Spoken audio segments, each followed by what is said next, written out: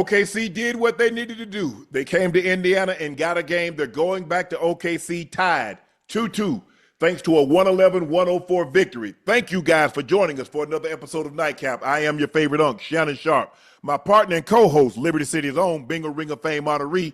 He's the Pro Bowler, All-Pro. That's Chad Ochocinco Johnson. And the third member of our squad, Arkansas Little Rock native, University of Arkansas alum, ISO Joe Johnson. And joining us to break down the game tonight is a three-time All-Star NBA champ, 1996 national champion winning at the University of Kentucky, Antoine Walker. Twan, thanks for joining us again. We're going to get to you in just a second. Please make sure y'all hit that subscribe button. Please make sure you hit the like button. And guys, go subscribe to the Nightcap podcast feed wherever you get your podcast from. We want to thank each and every one of you. If you're listening, if you're watching, we can't thank you enough for your support. And hopefully you'll continue to give us your continued support. Because thanks to you, it's because of you we're able to do what we're able to do. And we cannot thank you enough. So thank you again.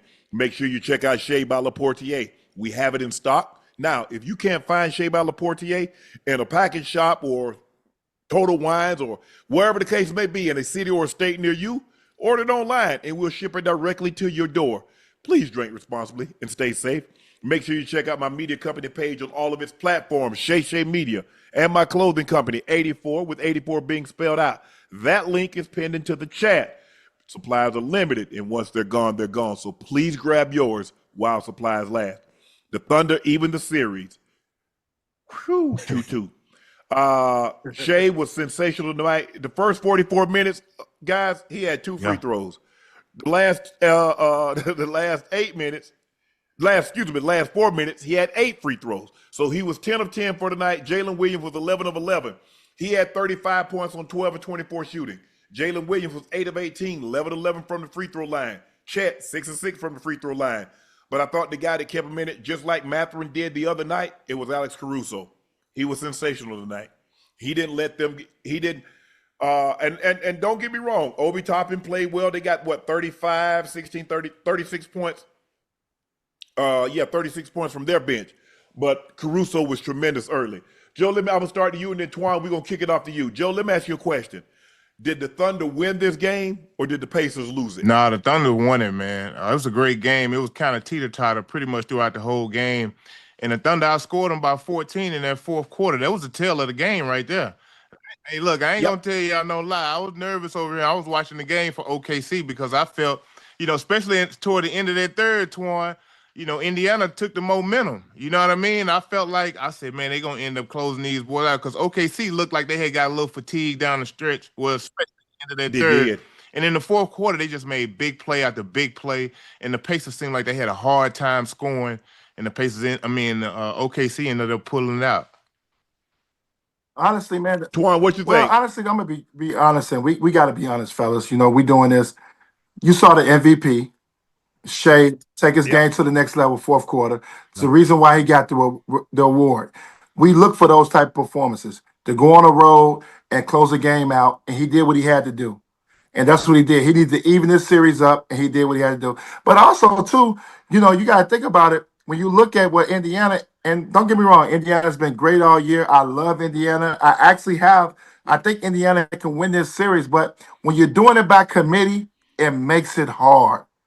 When you don't really have that guy. I know we talk about Tyler Tyler a lot and think that he can get it done, but they do it by committee. They don't do it, OKC is for young as they are and the way they play. Shai has to play great and deliver for them down the stretch for them to win. Yeah. We all know that. No matter how good, we know how great they've been all season. We know Williams has been great. We got Shaq can have his moments where he plays great. But when Shai plays great and delivers, they win. And with Indiana, it's too much by committee. I don't know if you guys felt the way I felt. You just don't know who's going to make a shot. I look at the offense, it's just too random. It's not like, and Joe, you understand this more. I want to be able to give it to my guy. We're going to run a pick and roll. He's going to make the best play. He's going to look to score or get the best guy a possible shot. Yeah. Indiana is too random for me.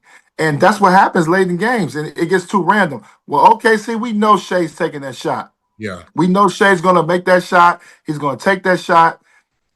Indiana just too random. And I don't want to take anything away from where they at right now. They still have a chance to win this title. But when you're doing it by committee, it's tough, man, in these type of games. Ocho, you had the Pacers to win the series. Yeah. You had them picked to win this game. What didn't you like about what you saw from the Pacers down the stretch? Well, listen, obviously it wasn't enough plays. I'm gonna piggyback off what Twan said. It's too random. It's too random. They can't actually run a set play and have a specific guy that's a go-to guy that can get you a shot when you want to.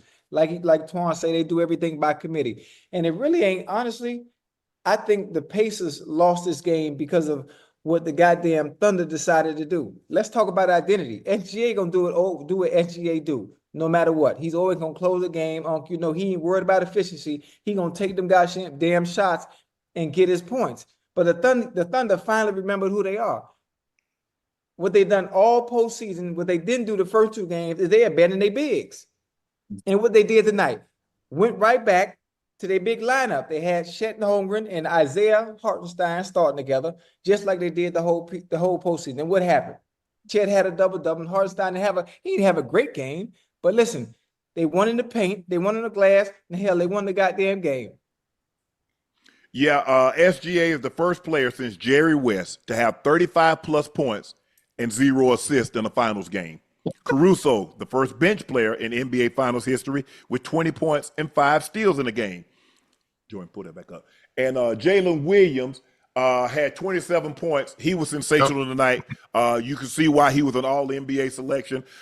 Everybody think, Joe, you and I, we questioned them switching their lineups.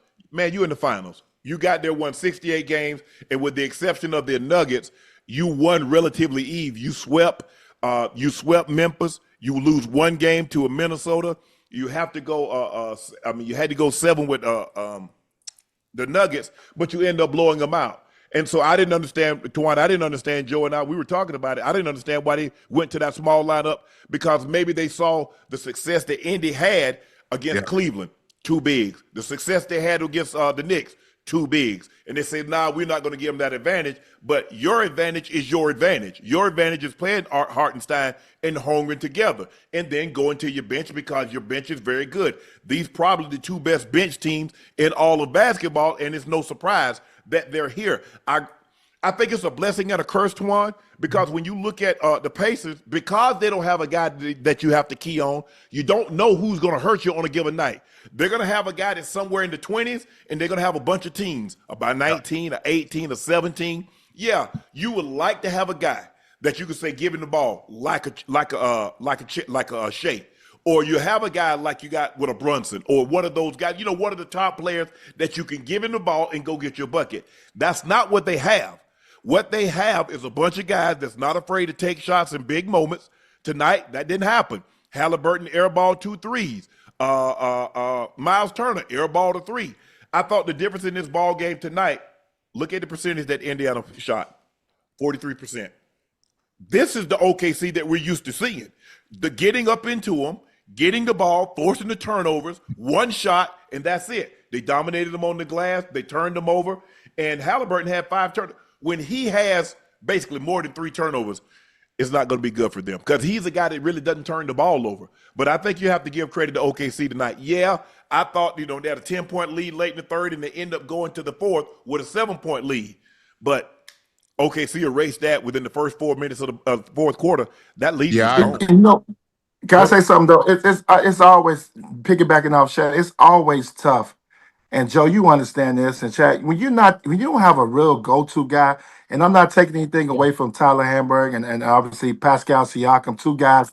Tyrese Hamburg, and obviously Pascal, 2 guys that have played terrific basketball and have led their team to the finals. So I don't want to take anything away from them. Right.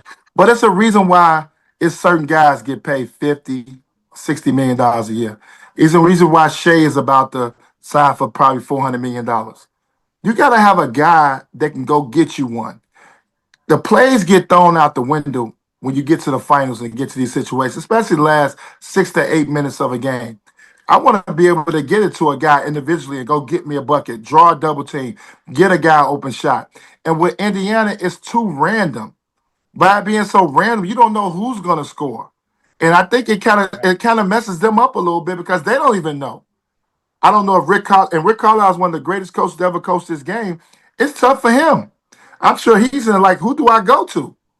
Who's the guy that's going to step up? Whoever's Right. Yeah, hot. who's the guy that's going to actually step up and get me a bucket or draw a double team and get that?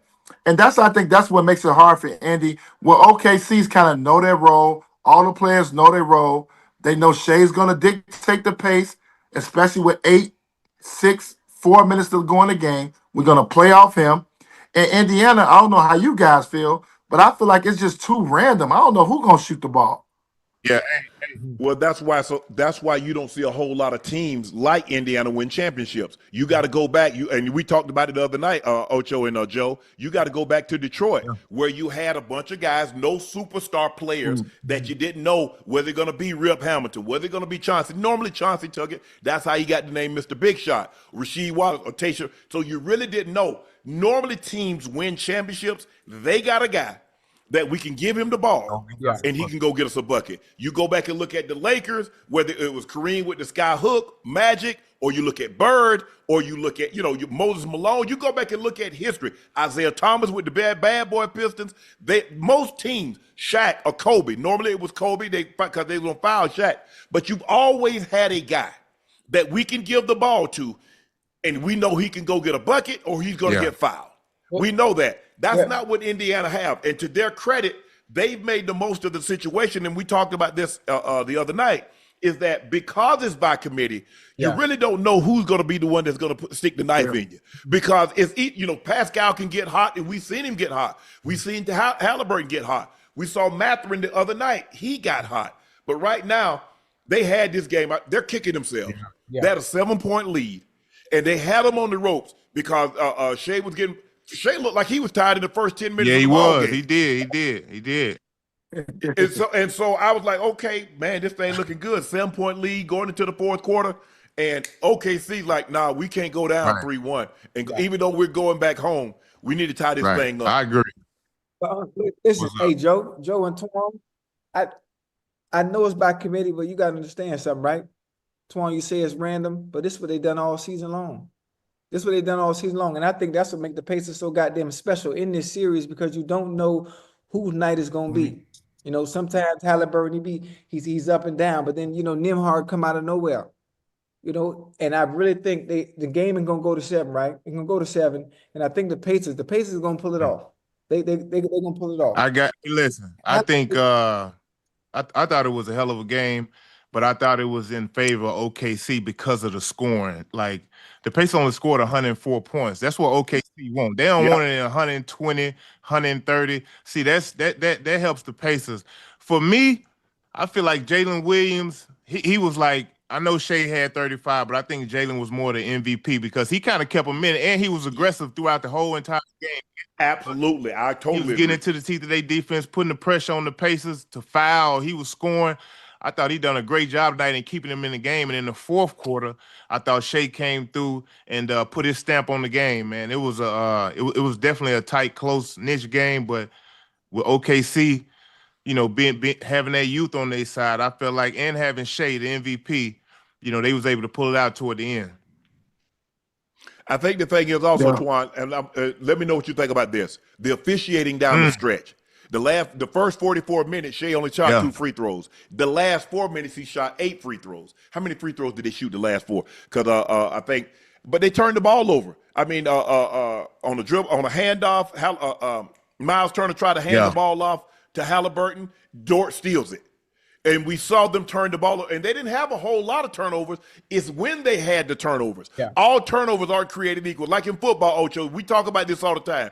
If you turn the ball over in the first quarter, it's a lot different than turning it over in the fourth quarter, especially if you're up a score or you down a score. Now you give them the possession back, and you don't really have a whole lot of time to make that up. And so when you're turning the ball over like Indiana was in the fourth quarter, look at what you did. Now a lead, now you don't even get a shot up at the rim.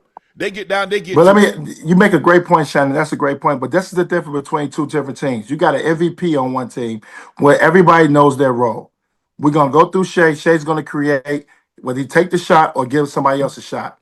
When you talk about Indiana, and I say this again, and I don't want to take anything away from my own people think I'm hating or thinking they're not great. The way they play has been terrific all year. But when you do it by committee, it's always tough because now you're not, you have to, this is the reason why, and Joe can relate to this. It's the reason why guys make 50, 55 million a year, 60 million a year.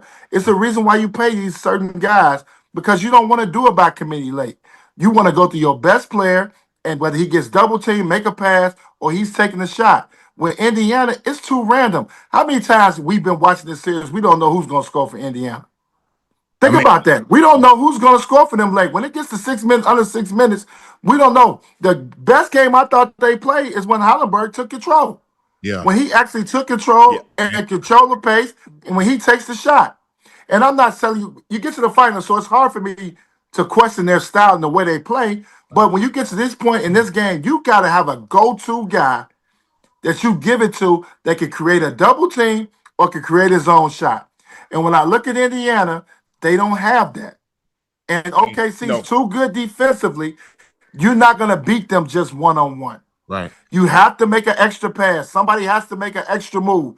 You got to have some guy with a skill level that's going to score. And to be honest, if I was going to make that decision on Indiana, I'm giving it to Pascal Siakam and moving out the way. I know they live and die with Halliburton making decisions late. I'm going to give it to him because he's my best one-on-one player, and I'm going to give it to him. You got to simplify the game late. It's not about that. ISO Joe, you've been in situations you get the ball late. You don't need no help. Nah. You don't need no help. I played with a great one-on-one player in Paul Pierce, and I thought I could score. But Paul, he don't want me on this side. He want me getting out the way. Right. With Indiana, it's too random. And by being so random, that's the reason that they in the position that they're in right now. You lose the game 4 on your home floor. They played good enough to win tonight. You don't want to lose that game. Did. It's going to be tough for them now. I don't want to count them out. You know, things happen. It's 2-2. Anything can go their way. Injuries play a part. Guy can have a bad night. So I'm not going to predict the series right now, but Indiana got a little soul searching to do. It's some other guys got to step up, or Halliburton is going to have to live and die with him taking 25, 30 shots or being aggressive and saying, hey, I can go home at night. Hey, I was aggressive. I didn't have it. But you cannot play the random basketball with all these different guys thinking they can have. I think they may have 4 or 5. They may have 6 guys in double figures. And that's cute some nights and most NBA nights. 5 guys, that's cute. That's cute in most nights. I'm not going to lie to you. It's good. You get 5 or 6 guys. I'm sure coaches love it. But this is the reason why we pay those max contracts right now. Yeah. It's the reason why you give guys 40, 45, $50 million a year to show up right now. I don't know who that guy is from Indiana. They may not have that guy. Hey. But somebody going to have to do it, or Shai going to pick them apart for these next 2 games. Hey, Twan, Ocho, when you look at this game, I thought Indiana outplayed them for 3 quarters. I thought they outplayed them for 3 quarters. And in that 4th quarter, I felt, OKC, they knew what they had to do to win. They outscored them by 14. So it lets me know you've seen air ball, you've seen block shots from OKC. Like, they really locked down. And then, you got your best player getting to the line, getting free throws. They took the momentum away from Indiana in that 4th quarter, man. It seemed like the air just went out in that building. But I agree with Torn. I thought Indiana played well enough to win. They just got outplayed in that 4th quarter. It was teeter-totter from the 1st, 2nd, 3rd, and in the 4th, you get outscored like that. Yeah, okay, you can't beat them like that. But you remember, guys, if we go back and look at Indiana this entire postseason, in clutch situation, they've been great. Look at them when they played the Cavs. They were great. Look at them when they played the Knicks. They've been great. And even the first 2 games, when the games were close, game 1, game 3, look at how they prevailed. Tonight, I thought they, and for a team, OKC had 10 assists. Let that sink in. When was the last time you ever played on a team that in an NBA game only had 10 assists in 48 minutes? Got Shannon. And your MVP, your starter didn't even have, he didn't have. Because you know what? It go back to what I said, though, Shannon. This game is go time. This ain't about the others. It's about the. It's about it's about the MVP. Who we talk about the 4th quarter? Who took control of the game? It's the reason why he got that reward. It's a reason why we named him the MVP of the NBA. It's because he has the ability to close a game out. When I think about Indiana, Are, I don't know. And don't get me wrong, I love Halliburton. I love are, Tyler. I think he's great. He's a great player. He's played great. But you talking about close it out and have that mentality, it's a little different when you the MVP. And he separated himself tonight. Yes. are we okay in an NBA Finals game with 71 free throw attempts? Wow, that's a great question. Actually, I'm not. That's just my personal opinion.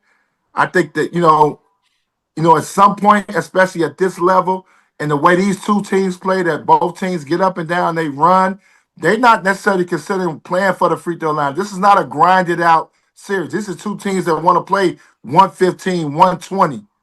So this is a game, this is actually great for the referees because they don't really have to get involved because both of these teams like to get up and down and play at a fast pace. Yeah. So it is something to think about. I mean, I didn't look at that number. I'm glad you brought that stat up. I didn't think about that. But that's something really to think about because these two teams don't really want to play in the 90s.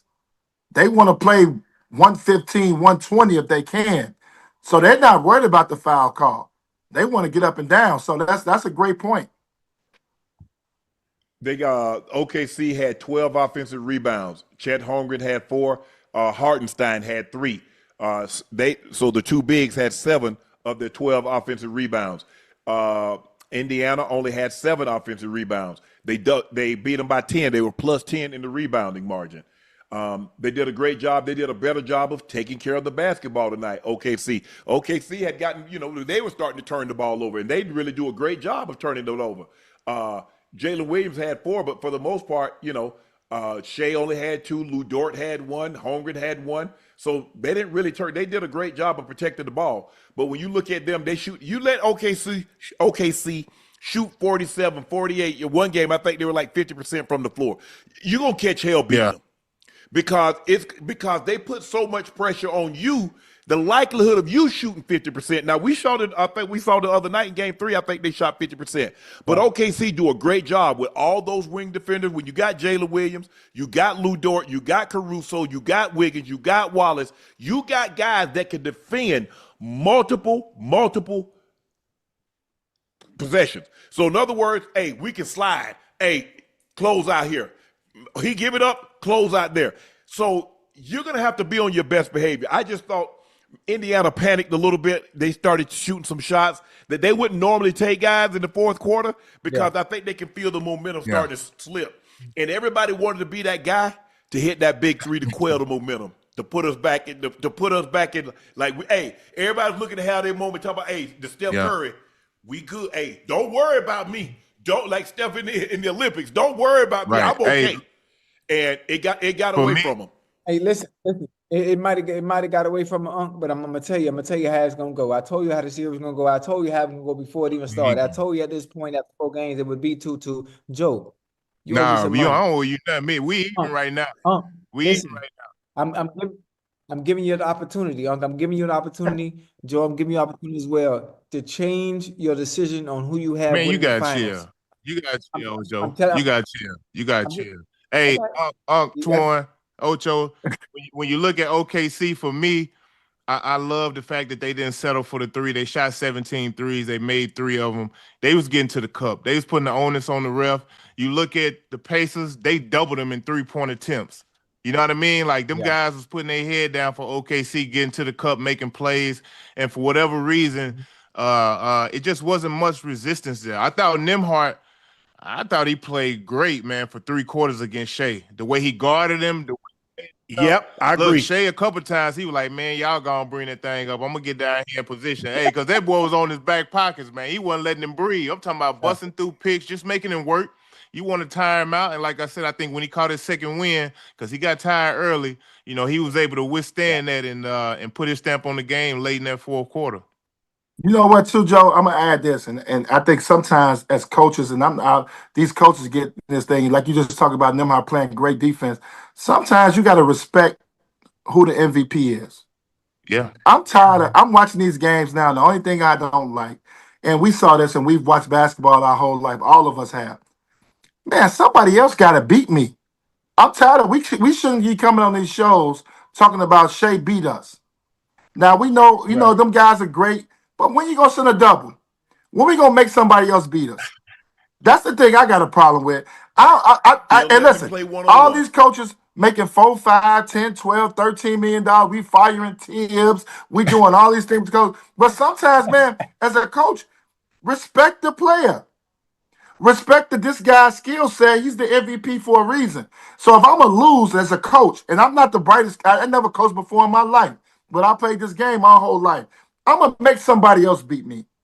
Right. I'm just going to just live and die. One thing I know as a Chicago Bulls fan, it's a couple of great shots that I always remember. That's Steve Kerr making a three-point shot against Utah. Yep. B.J. Armstrong making big shots. You know why? Because Michael Jordan got double-teamed. Yeah. And he made the right play. We used to criticize LeBron James, and I know you love LeBron. We used to criticize LeBron James for not taking those shots. He always made the right play. Sometimes force these superstars to make the right play. That's the problem. I can't just I'm not going to let Shai beat me. I'm not going to go home at night and know that I let Shai beat me in a one-on-one ISO where I could double team him or force somebody else to beat me. This is what we know. We see so many superstars, you guys know this, that we give guys high praise because they made big shots and big moments.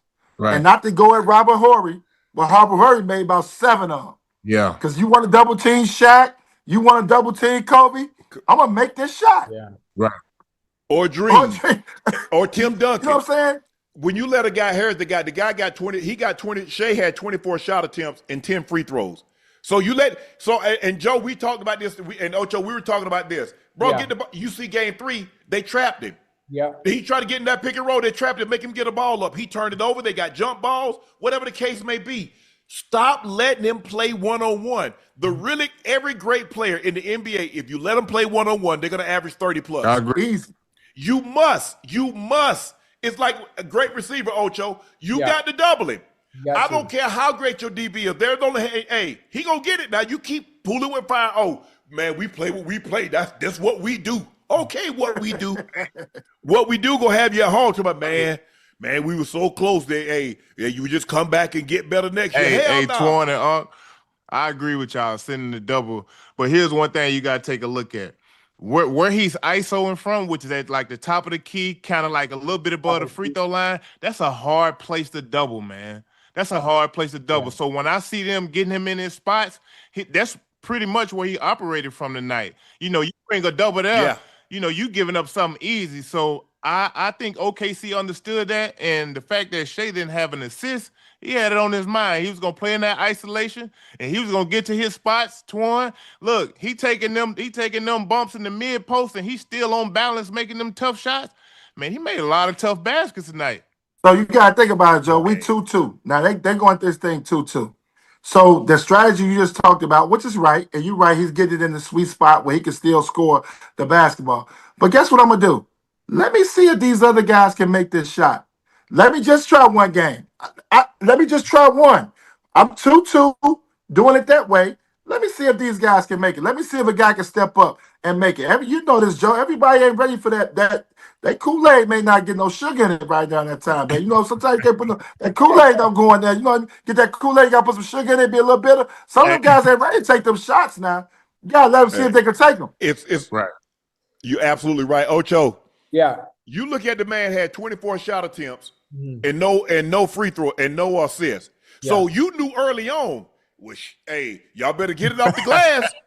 You want a shot, get it off the glass, because I ain't passing it to you. Right. Yeah. Listen, Twan, I was gonna ask you, right? So think about this with the Pacers, right? When it comes to trapping SGA, the amount of energy you have to exert to trap him, whether it be at half court, whether it be at the top of the key, depending on where he is on the court, does it hurt them, the Pacers on the offensive end, exerting that much energy defensively in just one player, as opposed to let him do what he does? No, only reason why not, because they score they random anyway. They're a random team, so they not necessarily. It's not like you using that's the hypothetical say a Kobe Bryant, a Michael Jordan, a LeBron James, and those guys are running around trapping. You're talking about a team that's random anyway offensively. So why not double them? Right. I just said let's try something else. I can't feel comfortable if I'm an Indiana Pacers coach, if I'm a player, knowing that we let Shai beat us. And I'm not taking anything away from the other guys, but he can't dictate this pace all the way through. We watched Joker do this back to back 2 years in a row. Try to dictate the pace, dictate everything. I'm not letting one guy dictate the pace on me. I'm going to double, make somebody else beat me. That's what the playoffs, that's what certain guys are made heroes, guys that we talk about, the 6th, 7th, 8th guy on the team.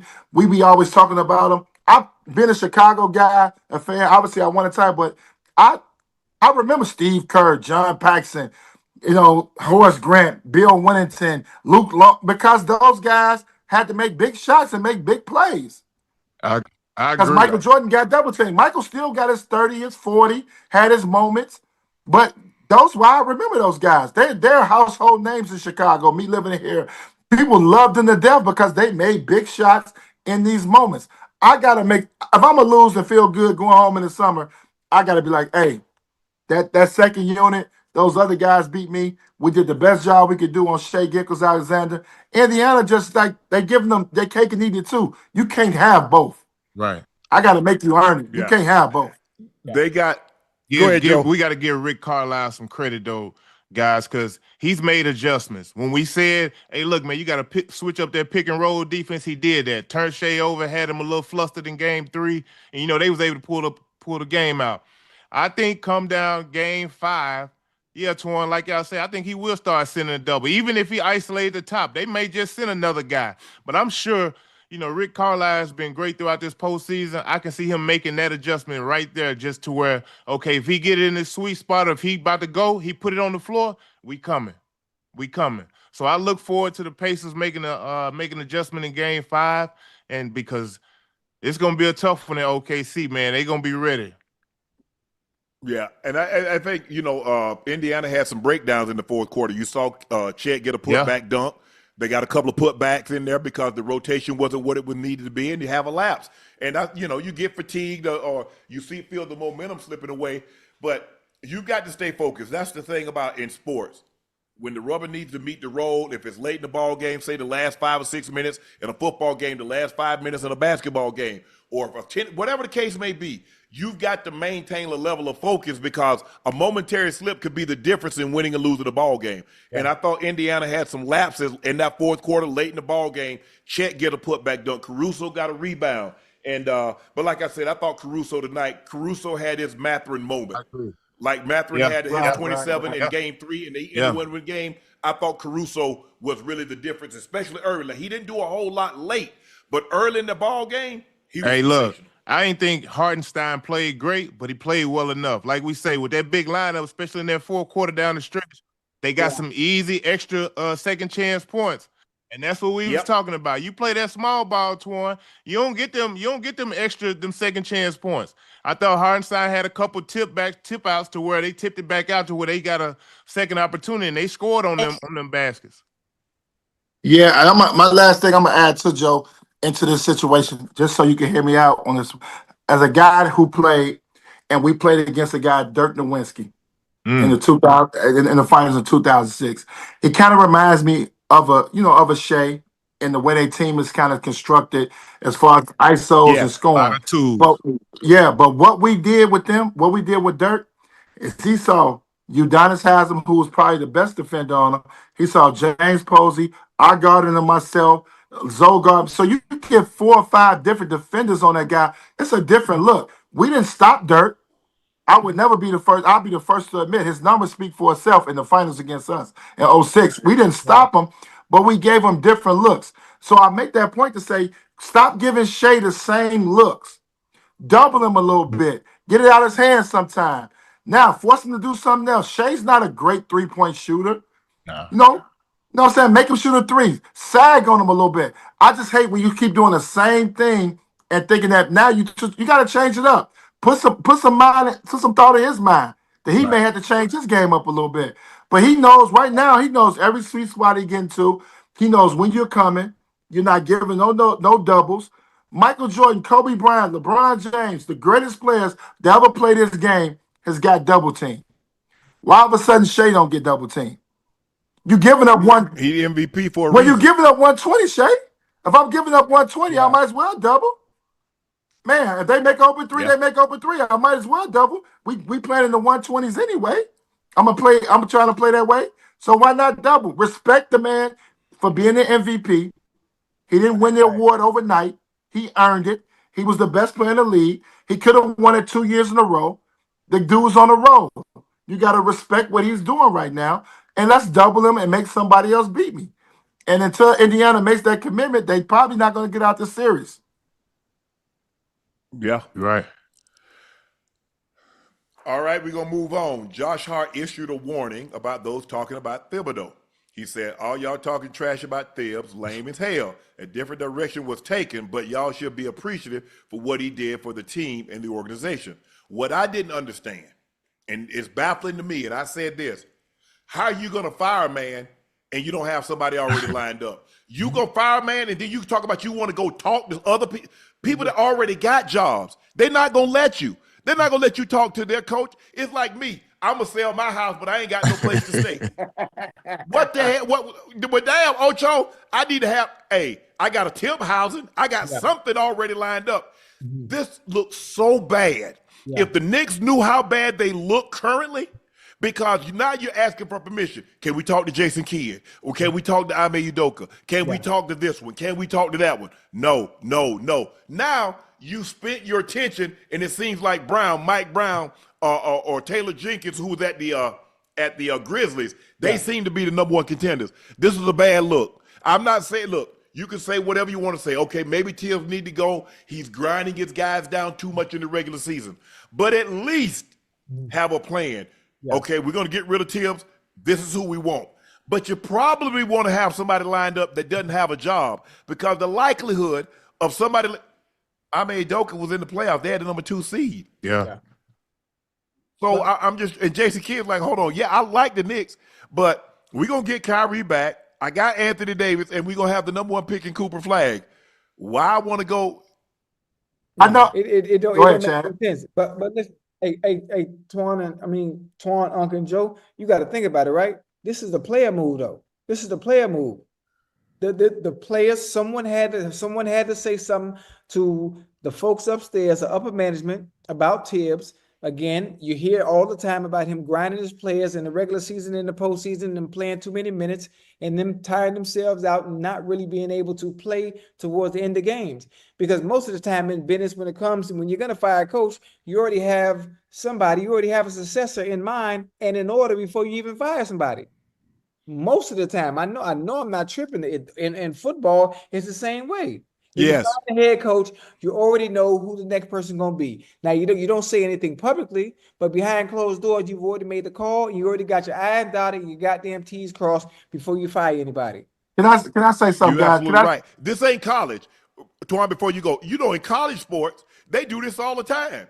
Guy fire guy. Oh, let me go talk to somebody from Texas. Let me talk to somebody from Alabama. Let me talk to somebody from LSU or Notre Dame. And you can offer them 10, 15, but you don't see that in pro sports. You don't see somebody saying, okay, it's happened. Has it happened? Football. You remember John Gruden? He had a job and he ended up going to Tampa. Right. Coach Belichick had a job with the Jets. He goes to the Patriots. I think Herm Edwards had a job and he ended up going elsewhere. But it doesn't happen in pro basketball. So I agree with you, Ocho, like you said. If I'm going to get rid of something, don't I need to have something already lined up? Mm-hmm. Oh, I'm selling my car. You already got a car? No, I ain't got no car. I'm going to figure it out once I get rid of what?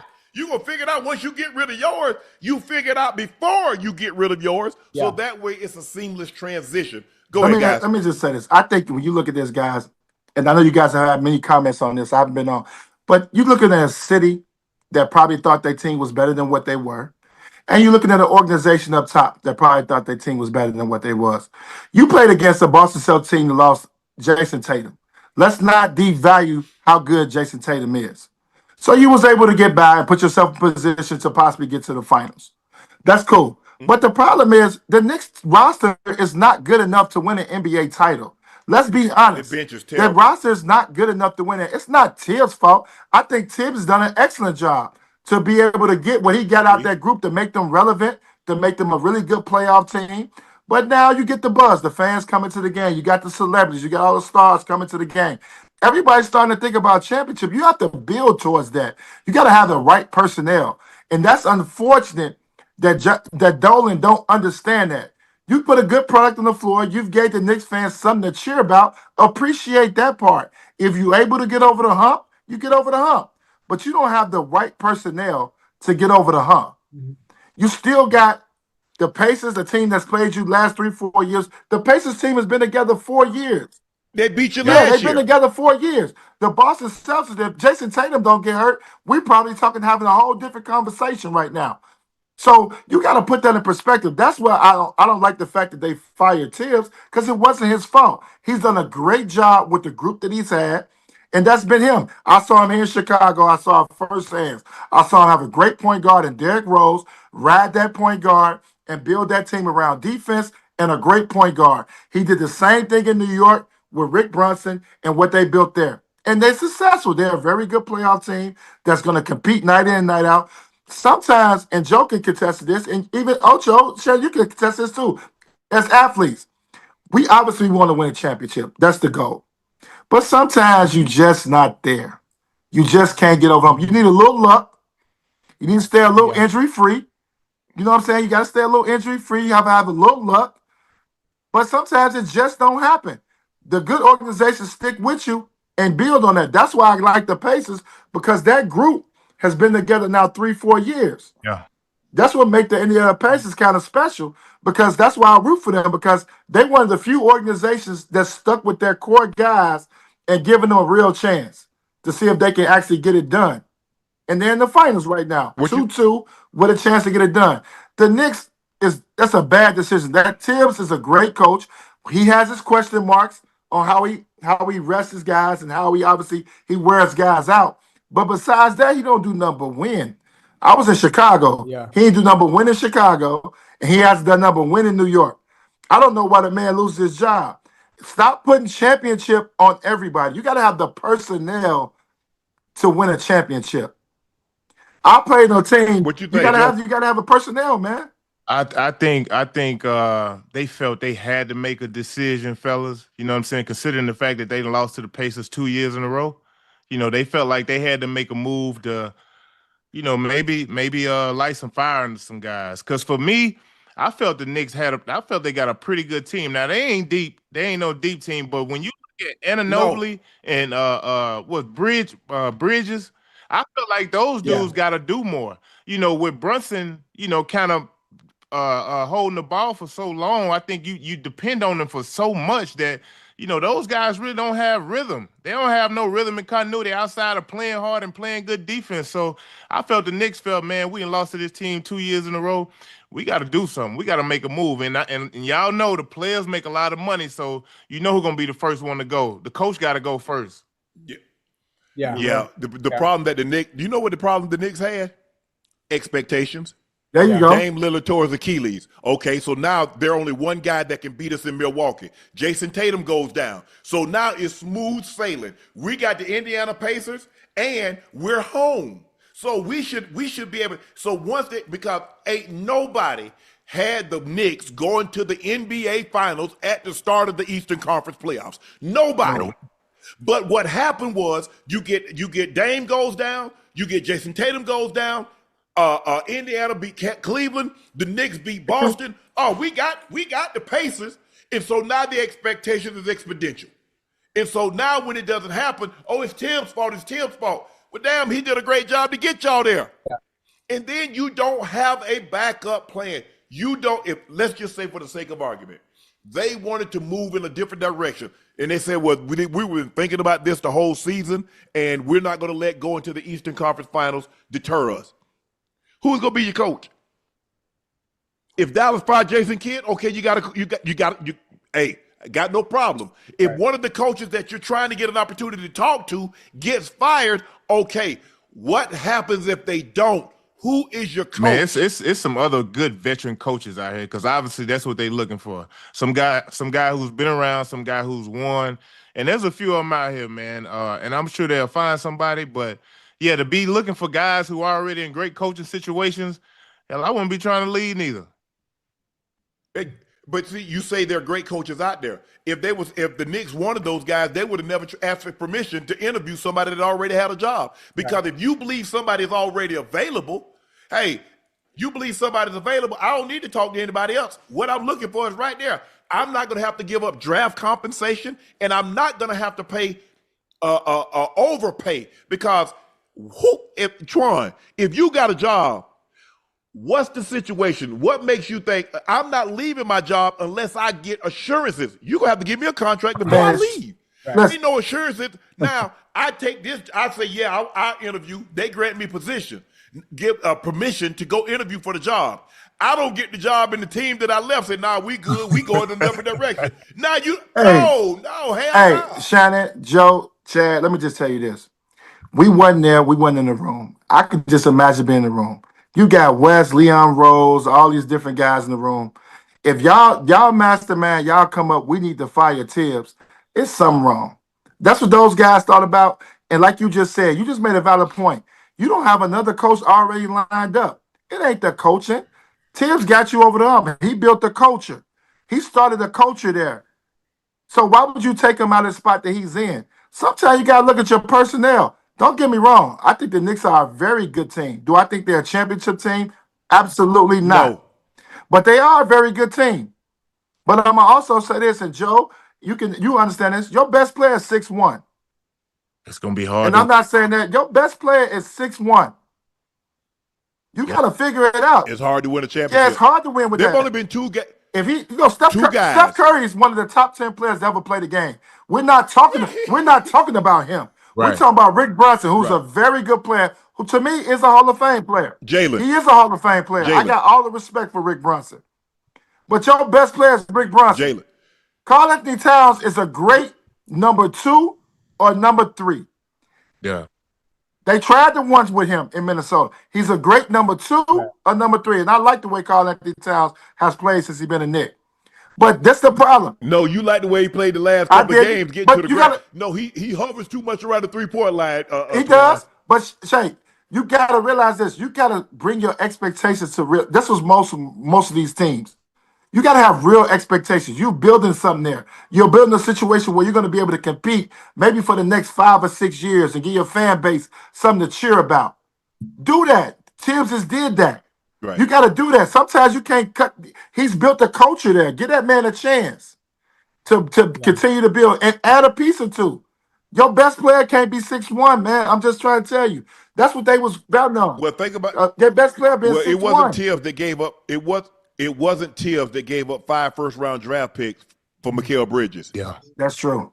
So now you really don't. So what am I going to try? I mean, you say, well, I want this guy, I want that guy. You don't have draft capital, and so you want to try to keep your core together. You want to probably try to keep OG. You probably want to try to keep Josh Hart because he's your Swiss Army knife. Right. He's the guy that does it all. He plays defense. He can assist. He can rebound. He can score a little. You're not counting on him to go give you 20 a night, but if he can give you 10 to 12, 10 to 14, he's going to give you 6 or 7 rebounds. He's going to give you 6 or 7, 8, 9, 10 assists. Sometimes he'll give you a triple-double. So, and you want OG, but you're not deep. You got 5 guys, and you normally go 2 deep off the bench. You go Miles McBride, and you go Mitchell Robinson. That's really all you go. Now you let Landry Shamet play a little bit late in the ball game, late in the series, but that's not. You only play 5 guys. You don't have a deep team. So like you said, guys, you're 6'1" guy. Well, you talk about Steph Curry was only 6'2", but Steph Curry is transcendent. Steph Curry is a historically great player. Isaiah was the leader of his team. But you can't just say just because somebody can score 30 on a given night, say, oh, yeah, he can lead a team. It's more to that than just scoring buckets. I agree. Yeah. I think they top 5, they starting 5.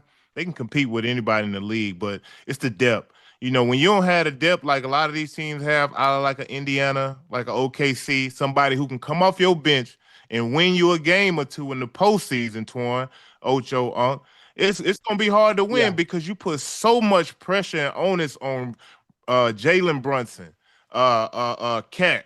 You know, you put so much onus on those guys for them to come out and be consistent every night to give you 30+ points just for you to win a game. And I think that's tough for them.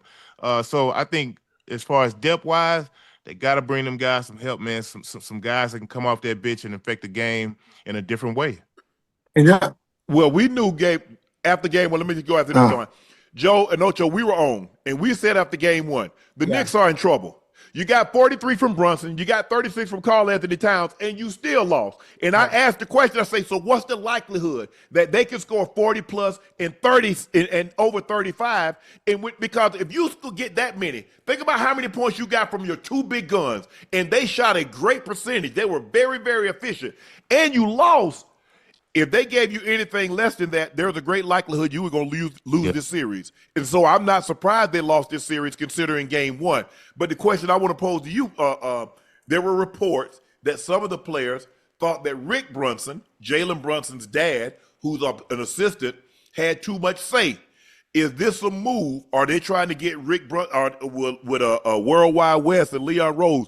Would they give that job to Rick Brunson? I don't think They won't give it to him. But let me ask you something. As assistant coach, and you guys know this, we all play sports. He's supposed to have an opinion. Regardless of my son's on the staff either. I want to take pride in my job. If I was the assistant coach and my son was playing, I still want the other guys to respect me. You got to have an opinion. We don't know how Thibbs felt about Rick Brunson. He played for him. He played for him when he was with the Knicks. He already know Rick. What if he thinks Rick's basketball IQ is through the roof? We don't know that. He's a part of his staff. It ain't just, this is the pros. This not college. This not high school where you got to bring the dad in sometimes to get the kid to come. This pros. Yeah. He probably really trusted Rick's basketball IQ. Opinion. He probably really trusted his opinion. So I can't say that. Yeah. I'm not going to do that. And Jalen Brunson has been nothing but great since he's been with the Knicks with his dad on the bench. It ain't too many guys that can say that play well with his dad on the bench. Right. And he gets it done night in, night out. It ain't too many guys that can say that. That's not it. The problem with the Knicks problem is the expectations are too high. Dolan, your expectations is high because now you got a buzz. You had a great season. Take nothing away from that. Build towards a championship. Take that lump this year. Make sure those guys come back. Add a piece or two. You don't fire the coach. Come back. Add one piece or two. Now you got to hire a whole new coach, and now you feel like you got to add whole new staff. Now you got to feel like you got to add 2-3 pieces to the bench. The whole new Think system. about it. Now you think now you really messed up. Well, you could have just easily said, "Hey, look, we've dropped the ball. We're gonna be back next year. Maybe you may add another piece off the bench, maybe 2 pieces that can help you out and get you over the hump." You got Jason Tatum, who I'm looking at everything. Jason Tatum probably won't be back to. With Tatum not coming back, Tatum is not coming back until 26. Okay, then. I'm saying he's not coming back this year. So, think about it. He's coming back to 26, 27 season. All I'm worried about right now, if I'm looking in the East, okay, the Pacers are gonna be good again next year. Milwaukee's probably. I'm looking at the top team. Dame not coming Right, back. so now I'm in the mix. So what I'm gonna blow up for? That's why management is bad up top. I'm not gonna blow up. All you got is, and plus, let's see, Cleveland. I don't think Cleveland's not in a position to make a One move. hit wonder. So they got their big. They're coming back. Let's see what the Heat does. Obviously, the Heat's going to make a run at Kevin Durant. Why wouldn't you? But they're not going to be the only one that can make a run at Kevin Durant. Do they have enough assets? Do they have enough pieces? Or what are they willing to give up to get Kevin Durant? Now you read that the Suns are dropping their asking price because he's 37 and he's injury prone. Is he a great player? Yes. But if you go back and look at Kevin Durant's history, he's been nicked. He's missed time, knee, ankle issues. So that weighs in. That's dropping his price. And just because Mikal Bridges went for 5 first-round picks, everybody ain't going to be that dumb. Just because Rudy Gobert went for 4 first-round picks, everybody ain't going to be that dumb. You know why Kevin Durant can't be moved. He make $56 million next year. So he's not going to be, somebody got to take him at 37, 38 years old. We all know KD can produce at that number. That's not a problem. He's going to give you 25, 30 points a night. It depends on which organization is willing to give up a couple of their draft picks to get a KD at a younger age. At an older age. At an older age. That's all it comes down to. He's going to produce. KD's going to be there. He's a baller. He's a scorer. You know what you're getting with KD. The problem is his number is high. You're talking about a guy that makes 50 plus million. You got to decide what you're going to do. Do we want to put 50 in a guy that's 36, 37 years old and see if we can get 2 years out of him? That's why he looks good for the Houston Rockets. The Houston Rockets could use a veteran guy that can score the basketball, that got some young assets, and you can put with that little core they got and maybe get them over the hump. We just watched Houston in the playoffs dominate all season. Yeah, they were number Hey, two. hey, Yeah, hey, we just watched them, but they missed scoring. if I'm the They missed scoring. They missed a guy to be able to go to get them a bucket. KD fills that gap. if I'm Do the you have Pistons, enough man, assets to move? It's all about assets for KD. KD still at that level. It's a matter of what you want to give up for a guy who's probably got 2 years at the level that he's playing at right now. His number's high. It becomes a number game. What can you give up? Because he'll make $50, $60 million a year. That's all it comes down to KD. He's there. What you man, thinking, if Joe? I'm the Pistons, I'm trying to add him to this young group of guys that I have with Cade and them young dogs that you got over there. I think he'll fit seamlessly over there, Twan and Ocho. You know what I mean? Because he's a bona fide scorer, bro. We know that. Now you could say, oh, he's 37, but he got at least another good couple years in him, and playing on a team like that to where he don't have to do that much dirty work defensively. You know what I mean? He can just be smooth and go out there and get you a cool 25 to 32 a night, because that's what they was missing in the postseason. Man, hey Joe, look, I'm on this show right now with 3 athletic guys that took care of their bodies, great shape guys. You guys know that. KD is one of those guys. Yeah. Take care of his body. He gonna get 2 more years. That's why Bron is still playing. No, you guys are elite class. I didn't do what you guys did as far as body wise. You guys are elite guys that took care of their body throughout their career. KD can give you 2 years, Joe. Yeah. He can give you 2 years at a high level. Hey, think about it, Twan, especially playing in the East, where you already know Boston. I mean, they probably gonna be decent still, but you know, with Tatum out, they ain't gonna be Boston without look at Tatum. Dame gone. So Joe, the opportunity in the East, man, it's wide open. Joe, the problem is right now with Boston, this is the thing. And we'll talk about this on some later shows, but you got a new ownership group. They taking over a team. They're gonna break it up. There you go. Shannon, I was about to say what I was gonna say. It's a business decision for them. They may decide, hey, they don't want to start off in the rear paying those type of salaries. You got 7 guys on the Celtics making top dollar. Do they want to continue to pay that? I'm talking about the Porzingis, the Holidays. I mean, even the $6 million a year. Derek White. Derek White making 1.8. You got so many guys in that team that's making big money. You don't know what direction this new ownership may go. We just saw the Dallas Mavericks ownership take control and trade away they most they franchise player. We saw them trade away Luka. So you don't know what this new ownership group may come in after they pay. What are they paying? $5 billion for the Celtics without an arena? 6.1. Without an arena. Shay, you gotta think about it. They don't got an arena. They might want to take care of the arena first. They might want to make sure they got an arena to play in first.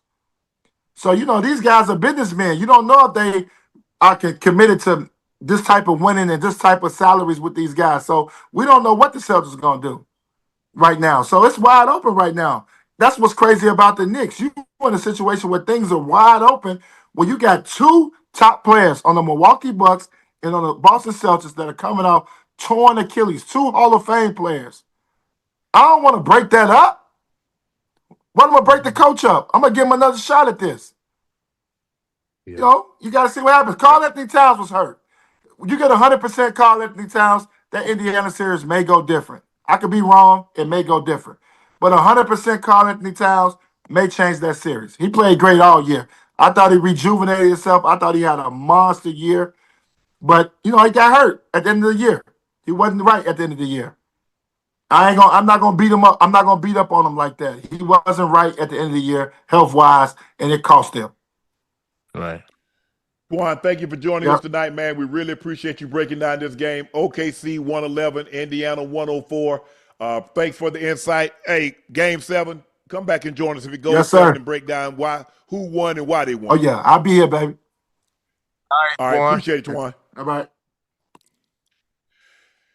Magic Johnson spoke about what Luka and LeBron must do to win a title, and he had this to say about Luka. Luka got to understand, this is not Dallas. We shouldn't have to tell you to be in shape. You should have already been about that, right? Especially when you are a superstar. La La Land, baby. They don't play that. No, they ain't about nothing but championships, Ocho. Yeah. So they And every superstar that's come there has given them a championship. Yeah. Wilt, Kareem, Shaq, LeBron, Anthony Davis. Every superstar that they've gotten has delivered them a championship. I'm not talking to guys that they drafted. Obviously, Magic got them a championship. Kobe got them a championship, but they didn't trade. Obviously, Shaq was a free agent. But every superstar that's come, and if we want to classify AD as a superstar, so be it. I don't want to nitpick about that, but I'm just saying every big time player, free agent that's come to the Lakers has delivered a championship. So I mean, Luka's got to deliver it. You think Luka has a chance to deliver? Yeah, if he can, he got to stay in shape, stay healthy, man. I think that's the biggest thing. I wouldn't even say the stay in shape part. I say the stay healthy part. Got to be in shape. Well, what caused you to get injured when you out of shape?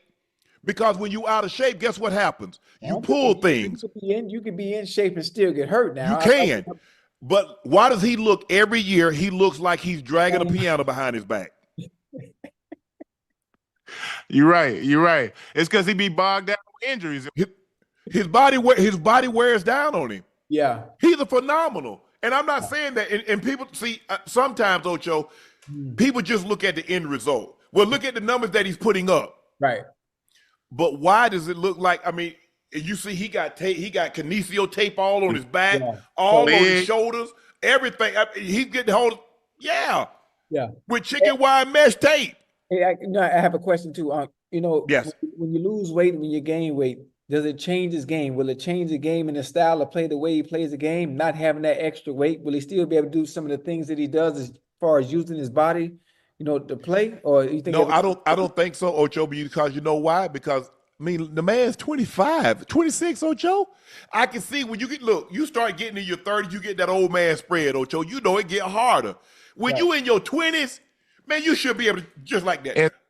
Yeah, but I'm saying I'm talking about his style of play. Will he still be able to use his body the same way he did when he had the extra weight? Ocho, if he trained properly, you know what I mean? You train properly, you train for that. You prepare yourself for the upcoming season, whatever type of workout you're doing. Yeah. I don't think it'll hurt him. I think it'll help him. Because when you get late in the season, when you get to February, March, April, man, your body will still feel strong. Now, I think the one thing guys have to understand, it ain't just the off season that you get better, but during the season, you have to maintain that. You know what I'm saying? That's the maintain what because that's the hardest thing. Because when you playing every night, every other night, it's hard to be like, man, I gotta go in this weight room. I gotta throw these weights around today. Yep. You know what I mean? I think that's the main thing, bro. Like for me, Uncle Ocho, when I played, man, I love working out before the game. Like literally before we played, 2 hours before, I go up there and get me a nice little lift. Total body, just to keep my body strong. So when I did get out there on the floor, I felt good. You know what I mean? I agree. I agree. Like I said, and look, when you're dealing with that kind of money, Ocho, everybody got private chefs. Everybody got personal trainers. Everybody got physios. And Luka's a guy, his trainer can travel with the team. I bet you they let just like they let LeBron, Mike Macias probably travel. Hey, y'all know that thing come down to one thing, bro. That's having discipline. Having the That's it. Hey, you got to put some of them beers down. I ain't saying you got to go cold turkey, but you can't be drinking beers every night, Ocho. How about this, Ocho? 6-pack, not a case. That's all I'm saying. Get your nice little 6-pack. Hey, don't do the case. I'm just the hookah, man. Hey, don't get the big thing of hookah. Get a little bit of hookah. You know what I'm saying? Don't get the one that's like 6 to 8 people can tug on it. Some of those habits for him are probably going to be hard to break, especially depending on who he has around him. Those habits that he's been doing for a very long time. We all have our vices. My vice is cigars. But if it came down to it, if I had to stop, I could stop cold turkey. When it comes to alcohol, let me ask you a question. Could you stop smoking cigars during the season for $60 million? Huh?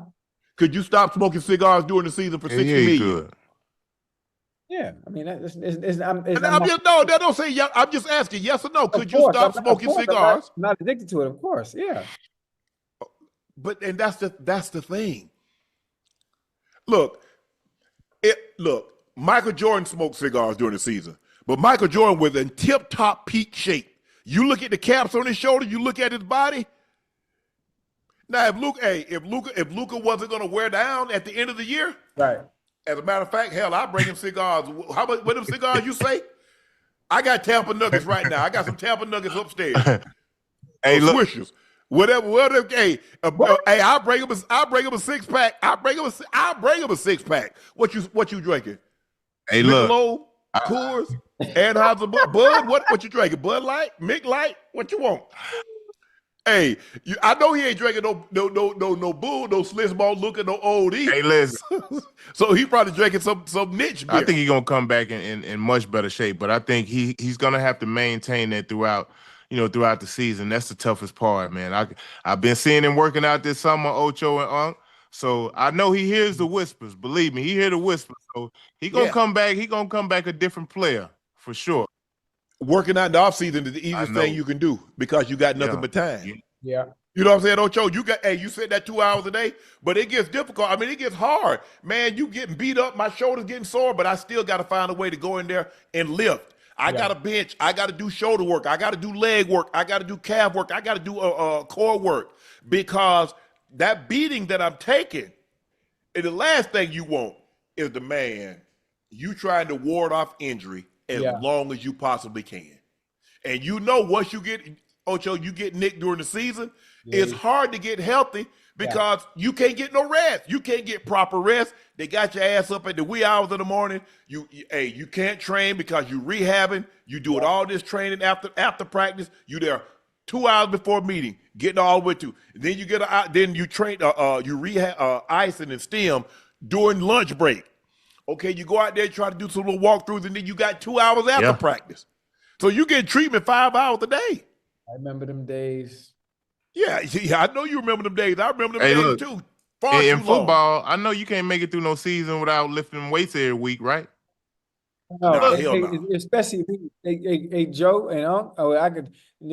Unk's body type was a little different. I was small. I was scrawny as hell, so I had no choice but to lift weights to maintain my strength. It wasn't about being no muscle, Joe. I wasn't physically imposing, but I needed, because the wear and tear on my body, and I was so small, I had no choice. I had no choice but to lift weights throughout the entirety of the season because I would wear down if I didn't. I just wanted to maintain my strength, and not maintain my strength to be strong, but to be able to withstand the punishment I was taking because I played reckless as hell like a goddamn rag doll. And the position y'all playing here, y'all pretty much running wind sprints the entire game. Yeah, basically. I was already undersized. I only weighed 228. Yeah. I weighed 228, so I had to be strong. And I held on till about week 13. After a while, that thing started coming down all of a sudden. Yeah. Hey, like I said, I fought it long as I could. It's the same thing with basketball, though. Think about it. When you got back-to-backs and you playing 4 games in 5 nights, man, you still got to find time. I ain't saying you got to go in there and squat no 400 pounds, but you got to go in there and keep the body strong, because when you go through that rigorous season for 6 to 8 months, bro, if you're not lifting weights every week, your body is going to break down. That's just the way it is. Yeah. Yep. And as you get older, the thing that I like that, Mike was like, hey, don't worry. Hey, I was only on one-a-day practices, Ocho. Mike said, hey, go get your lift in. I was able to get my, practice in the morning, lift in the afternoon, kept me good and fresh. Made sure I got my workout Monday after the game. Got Tuesday was all about me, what I wanted to do. Wednesday, Thursday, Friday, Saturday, and Sunday, I was off. I ain't do no. Once Thursday was rolled around, no more lifting for the kids. You was done. Yeah, because I go Monday through Thursday. Damn, 4 days? 4 straight days, Ocho. Boy. One good thing. Hey, the devil is alive. One good thing I found out, and this when I was playing in Brooklyn, playing with Kevin Garnett, man, we used to get these lifts in after the game, right after the game. It may be a one-setter, but your one-setter may be like 15, 20 reps. It may be like 4 or 5 exercises. That way, you done went through that game, now you lift them weights. So in the morning when you wake up, you don't have that lactic acid just sitting in you. You know what I mean? You have a little pop to you. Kevin Garnett told me that. He said he got it from Dennis Rodman. And ever since, bro, I had been doing it. Now, I left Brooklyn, and when I got to Miami, Hell, everybody was in the weight room after the game. D-Wade, UD, everybody was in there. I said, man, listen, it was just a great environment to be in. But if that's one thing I can give athletes, bro, especially hoopers, after game, you should get you a good lift in. It ain't got to be heavy, just something nice to keep the body toned and strong. Yeah, I ain't gonna lie, Joe. After game, that Monday morning, I'm Man. so as a bug. I can imagine. Oh, Joe, I'm so bad. My shoulders aching so bad, man. My elbows, my knees. Especially if you come out playing on that turf. So, Joe, Ocho, I don't know when you got to the league, that everybody had AstroTurf, because by that time they had started to transition to field turf. But I was playing when they had that cement with turf rolled over the top of it. The carpet down. But look, y'all gotta understand, man. Y'all playing a gladiator sport. The contact that y'all got, that's like a car wreck. You know what I'm saying? Every time you collide with somebody, like that's gotta be rigorous. I know they. So after y'all play on Sunday, y'all probably don't have to report to practice to win, Uncle Ocho. Yeah, Monday you go and watch film on Monday, and sometimes they give you victory Monday where you don't got to go in, so you play. Right, you don't have to. Yeah, you just go get your own lift. You know, you do your own thing. That's what. But it didn't matter. I remember we played Miami on a Monday night, Ocho. We got back at like 5:30 in the morning. I I might as well go and get me a workout. Got it out the way, huh? I got it out the way. That's really the only time that I didn't come back over there that Tuesday. I got my workout in. Tuesday was my workout day and clean my locker out. So Lysol, get all the dirt out of my shoes and stuff, vacuum it out. I did that, went home. That was it for the day. But I had to get that work. I had to get that work in, man. I just had to. I didn't feel right if I didn't lift. I got to try to get some of that soreness out, because like you said, that West Coast offense, the tight ends, he does a lot of running. And sometimes you catch more passes than the other, but hey, you gonna get that blocking in, because TD back there, TD gonna get his touches. TD gonna get 25, 30 carries. Hey, listen. So in basketball, it's about equivalent to about a little over 3 miles, right? A game, especially if you one of them heavy hitters and you playing top minutes. In football, because y'all playing wide receiver, tight end, and it's a bunch of sprints. How many sprints you think y'all running a game? Ooh, Lord. That's a good question. Probably, let's see. Let's just say, Ocho, you catch 10 passes.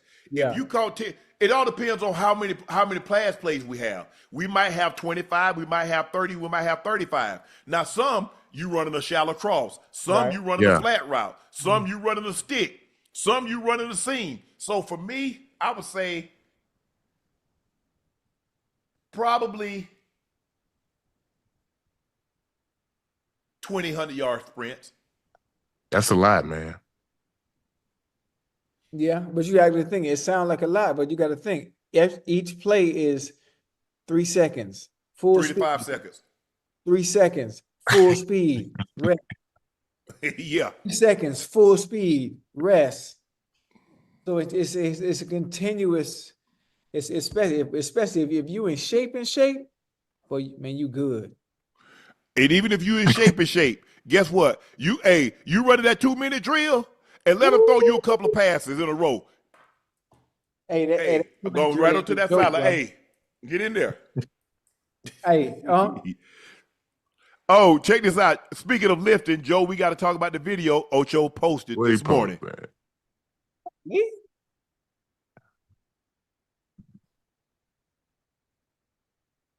Oh, playing with. I forgot about that this morning, man. If the ball touching his I didn't chest, touch his chest on.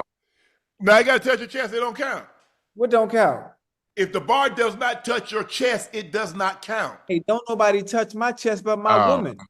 If that bar does not touch your chest, it does not count. Says who? Says the bench press. Look, Google. Hey, look up the definition of a bench press. No. I don't care what the definition of the bench press is. You ain't finna change it. Just because you don't do it to who said? Nobody. That's a no rep. I'm benching how I see fit and why I look the way I do. No rep. No rep. Hey, you saw how easy. Hey, listen. They stay with me. You see how easy and slow. I'm gonna do 315 next week for you too. I bet you don't. Hey, listen. I can do 315. What you talking about? Did no, you see how easy I did that? You ain't doing like 3-4 reps. I only did 5. That's all I wanted to do. I just wanted touch your chest. I had it. Touch your chest. I just want to see if I still had it. Hey, my titty's too big. I can't touch my chest. I just got them done. Khalil Zabar says Shannon Sharpe, Nightcap, tell him doesn't count as a full rep. Bar needs to get to the chest. This is how I know those dumbbells you were lifting the other day had to be fake, struggling with 225. Agree? You got to touch that bar to your chest or it don't count. I don't have to do nothing. I was supposed to follow the NFL rules. I ain't followed nan one. So I'm the bar not touching my chest. Y'all just mad y'all not stronger than me. How about that?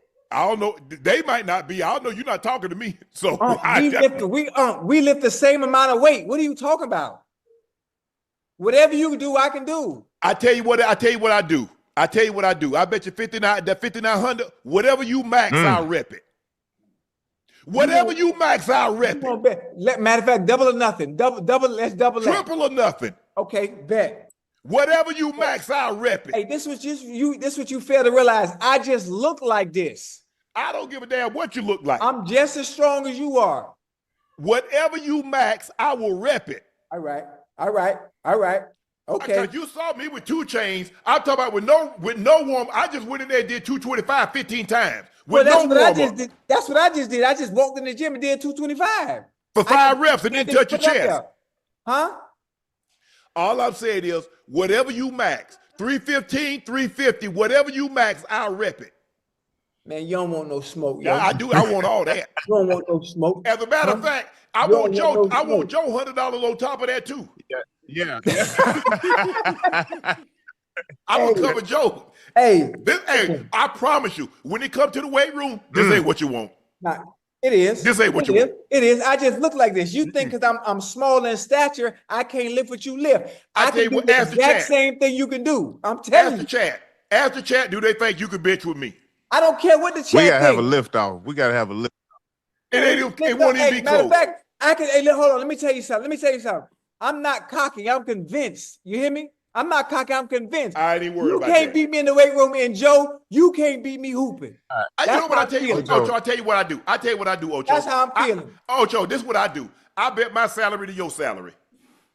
Wait, which job? Any job you want. You take ESPN, you take Nightcap, you take Club Shay Shay. Whatever job you want. Okay, I like that. Hey, I hope my kids watching. We're gonna have a good Christmas. Hey, baby. Hey, I'm giving you the same bet. Hey, Ocho. Hey, Joe. When I'm done, well, I'm gonna have me a property. You hear me? Ocho, I'm betting you. Ocho, hey, you know what? Hey, move your head out of the way. Let me see that TV, because I want to get that TV centered. I want my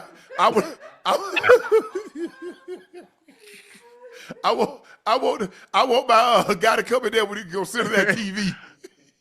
Hey, you can take that piano, because don't nobody I know how to play the piano, so you can take your piano with you. Hey, no. Hey, that's a good one though. But hey, I'm too strong though. I just look like. Hey, what you saying? I just look like this. Hey, I don't even. First of all, 84% said me 60. I don't know who them 16% is. I don't know who they are. That's what's wrong with society. We are visual creatures, so anything of size, they just assume it's stronger. That's just the way we are as society and in people and as humans, not understanding. Hey, Joe, if I'm not all yoked up and big, then I'm not strong. Then you have people that are foolish and saying I'm doing 120s and the weights are fake. That's how you know. Well, he's so small, we don't expect him to be able to do that 8 times. I'm very strong for my size, what people don't understand. Joe, that's why I know if me and Uncle it was a tussle, I'm gonna fold him like a lawn chair. What? He didn't even believe it. Man. Look, he had to laugh that one off.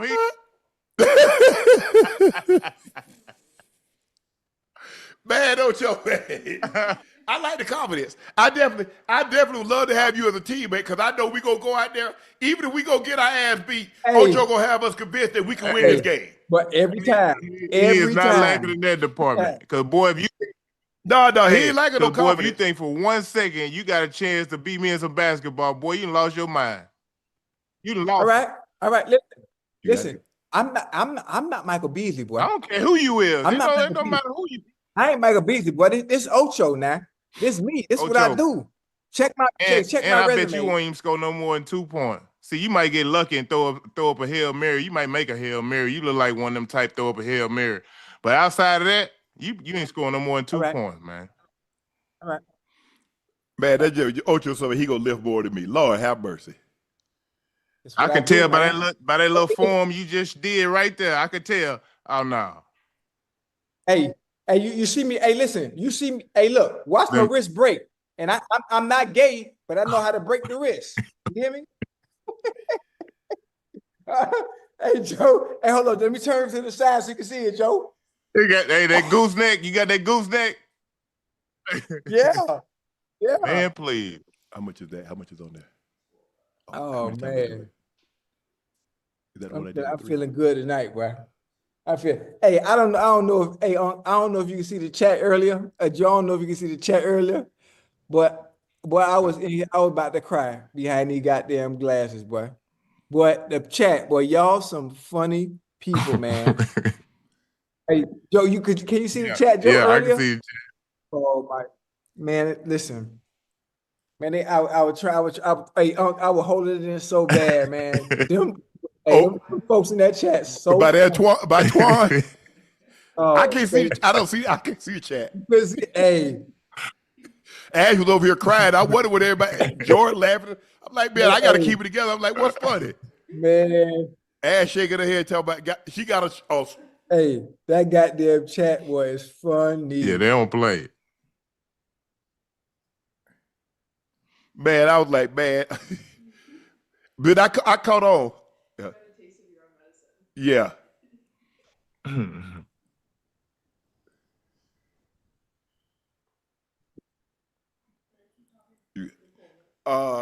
Ash pulling something for you, Ocho. What's that? Tracy McGrady had a take this week. He went on the Young Man in the Three podcast and said, I don't think nobody had better handles than Jamal Tinsley, even Kyrie. Joe. Jamal Tinsley was in my draft class, 01. Wait, Jamal Tinsley? Yeah.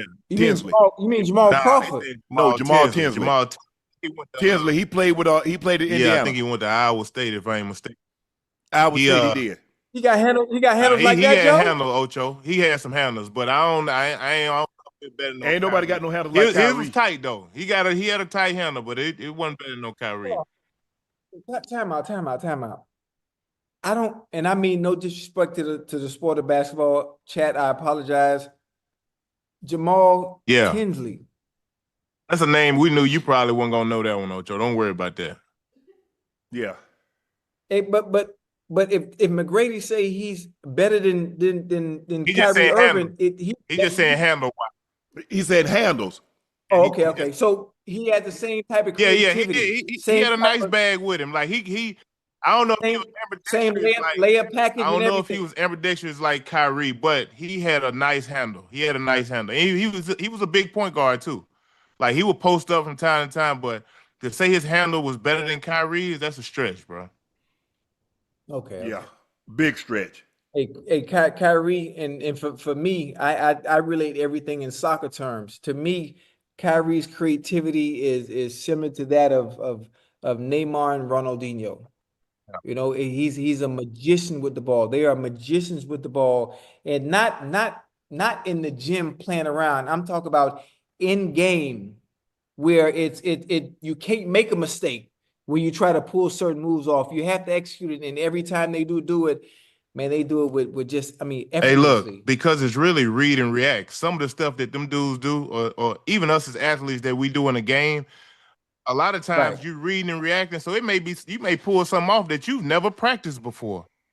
You know what I'm saying? I'm just keeping it real. You may pull something off you've never practiced before, but it's just read and react, so it just kind of come to you. Yeah. I like I said, he played against him, but it's hard for me to believe. And I've seen a lot of guys handle the ball. Isaiah Thomas could pat the rock. Isaiah Thomas was the first guy. I'm talking about Isaiah would come up the court. You literally doing this right here. Watch him in the All-Star game. White Chocolate had handles. I've never seen anybody have handles like Kyrie though. Hey, Jason Williams was very entertaining with that ball in his hands, boy. Yeah. For sure. Very entertaining with that ball in his hands. Hey, you can't be worried about having no turnovers or making no mistake playing like that, though. Yeah, man, them dudes come out, they play free, they have fun. Hey, they let loose. You know, a lot of guys ain't willing to take them chances. Some of them chances those dudes take during the game, man. You got to be Hell no. You gonna get your ass snatched up out the game. Absolutely. There you go. They'll pull you, a coach will pull you out? Hell yeah. Man, if you ain't Wait, I'm talking about in the NBA. Yeah, if you ain't Ocho, if you out there and you ain't him and you out there trying stuff and you turn the ball up, man, you gonna come sit next to me. Oh, well, you got to understand at the NBA level, dudes, if you really not like that, there would be no level of comfort to pull that shit off anyway in a real game. Man, there's some dudes out there who got some handles. They just scared to pull it out. They scared to try some of this stuff in a real game. Like you see some of these bigs, you watch some of these dudes play in the summertime. You like, hold on, man, why you ain't doing that during the regular season or during the season? Okay, you know what I mean? Okay. They know they pull that off and get a couple turnovers, boy, you gonna be sitting down. Oh yeah, for sure. You know, they're not finna let you just arbitrarily just in a game, Ocho, where it matters. Okay, you want to be in practice and you try some stuff like that, but you get in the game where wins and losses matter. Yeah. It's just like you might try some stuff in the warm-up line, pat and go. Ocho. Yeah. Look what's on the bar, Ocho. What that is? What that is? 4 plates? What's that? 4 or 5? Mm-hmm. Why you struggling? Hey, I tell you what, I bet you can't I tell you what, you can't even hold it. That's 3 reps with 4 or 5. You ain't never done 4 or 5. Who ain't never done? Man, what you talking about? Yeah, you gonna say you squatted? As a matter of fact, I probably can bench what you squat. Why you bumping them? I don't do that, boy. Why you bumping them? I squat. Why you bumping them? Hold on. You might want to pump your brakes a little bit and talk to some of my teammates and ask. That's 4 or 5 right there, Joe. Ocho, don't catch no with no spotter and a suicide grip. Ocho, don't catch no hernia out here trying to lift no 4 or 5, man. Hey, Joe, I was doing 4 or 5 when I was in the league, Joe. I was squatting 650 when I was in the league, Joe. I worked out with the lineman, Joe. You can't squat 650 with a 2-ply suit. Hold on, Joe. See, that's why I know you don't know. If you know, have you ever been in a 2-ply suit? Hey, Joe, have you ever been in a 2-ply suit? No, I only wear 3-piece.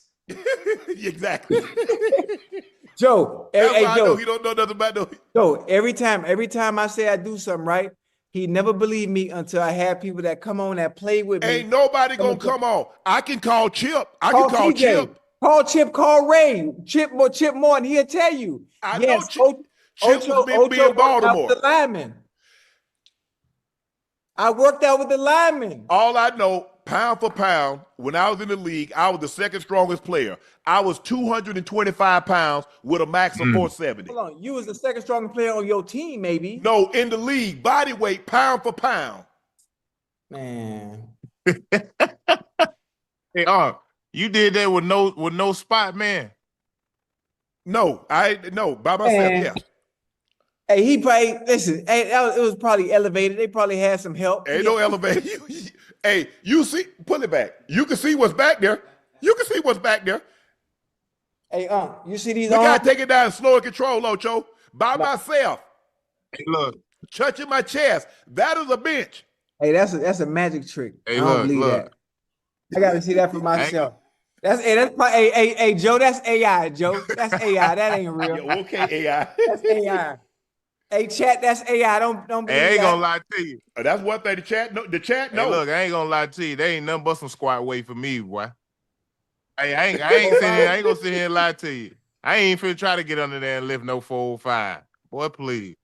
Hey, Joe, it ain't that hard, Joe. He just looked like that. You know, y'all got football players have different builds from basketball players. For sure. Yeah, I do, Joe. Look at me, Joe. I do. Here you go. Here you go. Look at my arms, Joe. Hey, I tell you what, Ocho, give me 6 weeks. What you gonna do in 6? You said give me 6 weeks. What you talking about? You want to do, Ocho, you really want to do this? You know I work out every day, Unc. No, I'm saying, do you really want to Whatever do you want this? to do. I work out every day. I ain't played football in 12 years. I work out every day like I'm finna get How long you think it's been since I played football? Damn, you think I retired yesterday? I'm there telling you, I work out every day like I'm finna get a phone call. You just never know. Just in case. I've been retired 22 years. Okay. Okay. With double hips. What you want to do? I mean, what you You know want to what, do? 6 Ocho? weeks. I bet you I wouldn't even put my feet on the floor. Man, listen, 6 weeks. What you want to do? I can hold my feet up too. What you saying? Ocho, I'll bet you with my feet up like this here. I could do the same thing. Ocho, It's all about hey, listen, Uncle, it's all about core at that point. I got hey, you see how I'm wiggling my feet? That's how I'm gonna be wiggling my feet on the bench with you. All right. I want to know what's up with this 6-week challenge. What you trying to do? Because I love a good competition. I ain't wasting my time with you, See, man. that's what I thought. Because you know what's up. You don't want no smoke with me. You know better. You know where to draw the line. Ocho, don't let him get your blood pressure up, Ocho. Hey, no, I'm good, Joe. I'm good, Joe. But when it comes to competing, can't nobody see me in nothing. I don't care who it is or what it is. And Joe, this is what I do, Joe. Man, Ocho, I don't even really lift like that no more, Ocho. But for you, man, lost his mind over there. Yeah. I mean, Ocho, you can't even do 315. How you gonna tell me what I can do? I do it tomorrow, Unc, before my flight. I do it before my flight tomorrow to show you, hey, lifting weight ain't nothing to me, Unc. I'm trying to think. Hey, listen, hold on, where we go? Hold on. Listen, let me finish. I've been pushing weight since the 80s. I've been lifting weight since the 80s. Now. All right. What you talking about? All right. Huh? Oh, yeah. Hey, Joe, I done it all, Joe. But I was a mule for the cartel, Joe. What you talking about? This is what I do. Hey, look at this. Look at it. Let me put it in the camera for you so you can see. Joe, you see that? That's 30 inches, boy. That's 30. That's half of that. Hey, Man, I don't know about y'all. Hey, Joe, I took a nap today, Joe. Yeah, I tell.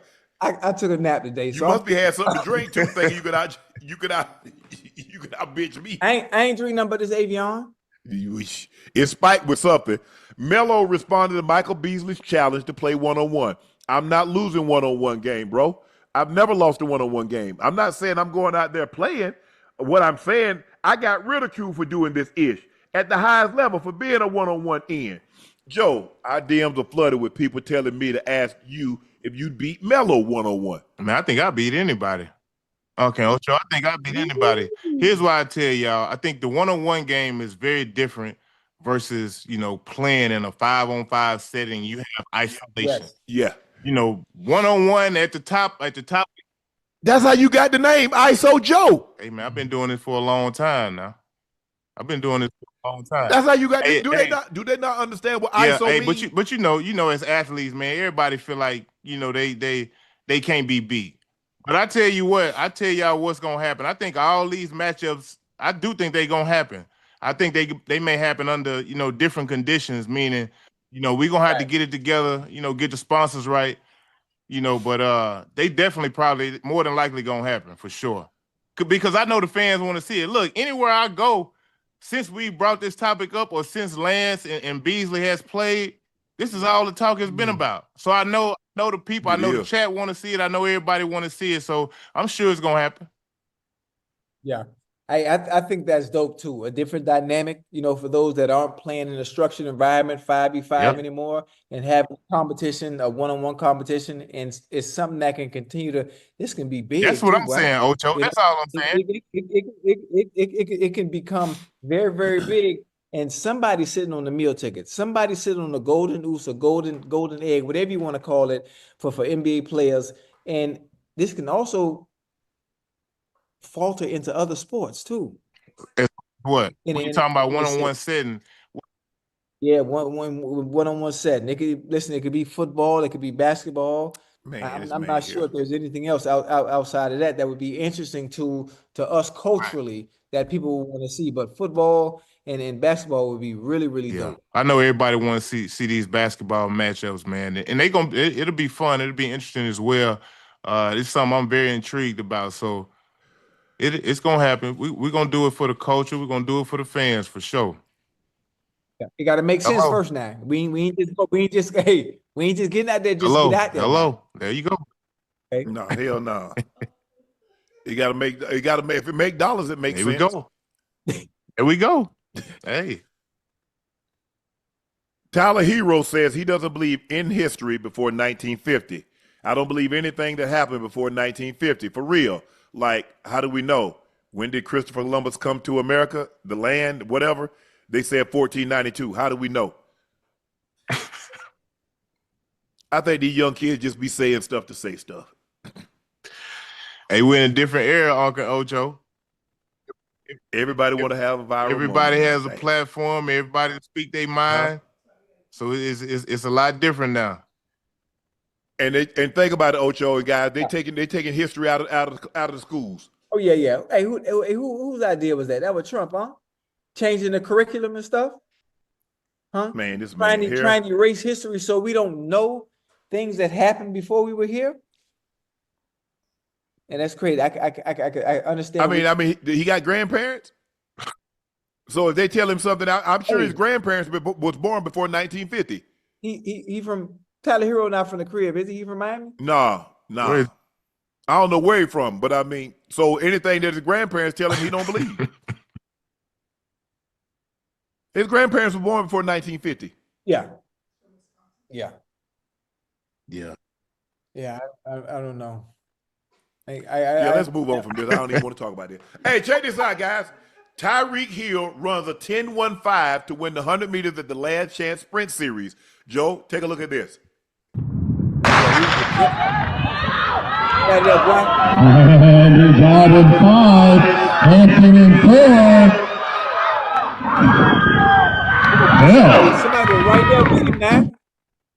Who was that? Who was that came in second next to Reek? Well, Hold on. Who was that he was racing against? He was it's called the 100 meters at the Last Chance Sprint Series. That boy got some wheels on him, man. Oh yeah, he but you got to understand, Tyreke is still heavy for a sprinter.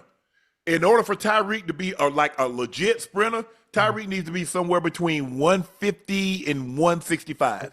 Tyreke weighs about 185. Tyreke big, bro. Yes. He was moving. Yeah, you got Noah Lyles weighed like 160, 165 tops.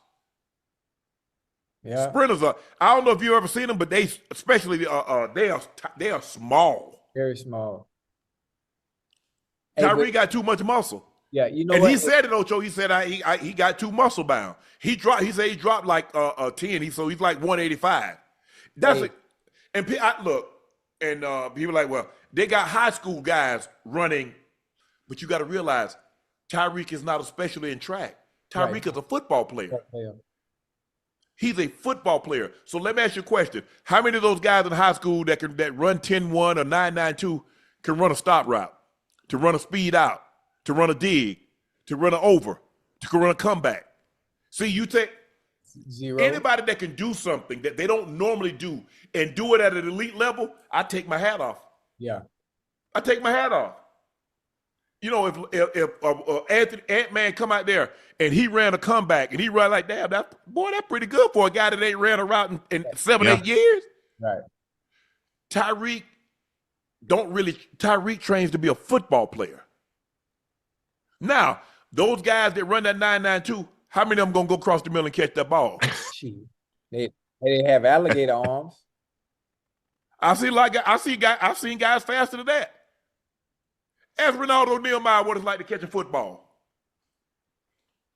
He ran that shallow cross. Hey, it was zone. He ran it like a man. He went right back to track. Go back and pull it up. Google it. Ronaldo Nehemiah. I remember he was fast as hell, boy. Yeah. Hey, hold on. Ocho, did y'all see the dude's speed and what's the and Ashton Hall? Y'all seen him? Yeah. Speed ain't beating Tyreke. The one thing Tyreke got is get out. Yeah. He ain't beating him in a 40. In a 40, Tyreke really might beat Noah Lyles. He can't beat him in 100. No. But in a 40, Yeah. But look, no allowed strength is the back half of the race. yes, Back half because of he the- legit, he's turned himself into a 100-meter runner. Yes, But sir. he's a 200-meter runner. The That's runner, why right. Usain was so good. Usain Bolt was a 200-meter runner. So he got strength. If he could ever get out, if he's even with you after 10 meters, bye. It's a wrap. Bye. Yeah. And so he's a long strider. So once he gets unwound, oh man. That's why I still believe had he run through the tape in Beijing in 2008, I still believe that would have been that was might have been 9.55 or below. Yeah. Because you got to think about it. The last 10 meters, Ocho, he's doing this. He's pounding his chest sideways. Yeah. And he still ran sub 9.7. Yeah. That boy got. He ran a time celebrating the last 10 meters that nobody in the history has ever run, running through the tape.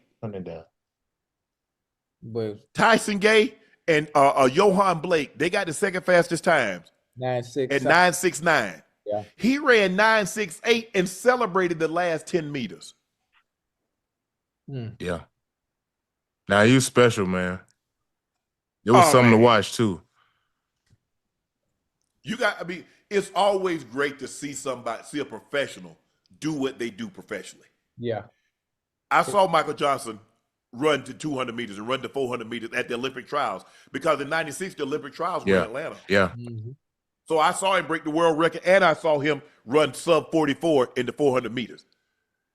To see them guys, to see them in their element, just like to see Steph or LeBron or Luka, to see somebody. What is that train? What is that training like for something like that? Track? Yeah.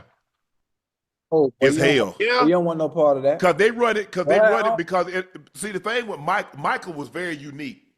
Michael, he had it like, okay, my goal is he wanted to have both world records, but he knew he couldn't break them at the simultaneous. So he focused on one. He went and got the 2. So he got the 200 record, and so now he set his sight on the 400. Because Lee Evans' dad, Lee Evans Sr., had the world record. He ran that in Mexico City, above altitude in 1968. The record held until Butch Reynolds broke it. He ran 43, I think Butch ran 43.29, 43.27, and then Michael broke it at the World Championships in 1999 in Seville at 43.18. Yeah. And then Wade Van Niekerk broke it in the Olympics in 2016 in Rio. He ran 43.03. I'm asking because I know both of y'all ran track, right? I did. No. I ran track. He didn't run no track. I ran track. Oh, okay. Do what, Ocho? I play soccer. You know, soccer's my love, man. I ain't run no track. I ran track, Joe. Joe. My daughter run track. That's why when you asked about what the track training like, and she explained it, It's hell, Joe. Well, especially if like for 400 meters, they run a lot of 600 meters. Yeah. They do. I mean, they run a lot of 6. 400 meters. Because see, the thing what Michael had is that Michael had 400 meters. So when he dropped down to 200, he had the speed. So, but when he go to 400, he had this turnover. So Michael could run it any kind of way you wanted to. His style was very unique. You might not ever see that again. A guy that could run he could run sub 44 and run sub 20, sub 20. He ran 1932 from lane 3. Now, put him out in there and because if you go back and look at it now, look at it, all the fast times in the 200, they come from lanes 5, 6, or 7. If he'd have been out there, because we used to think middle of the track with the best lanes 3, 4, 5. Now it's like 5, 6, 7.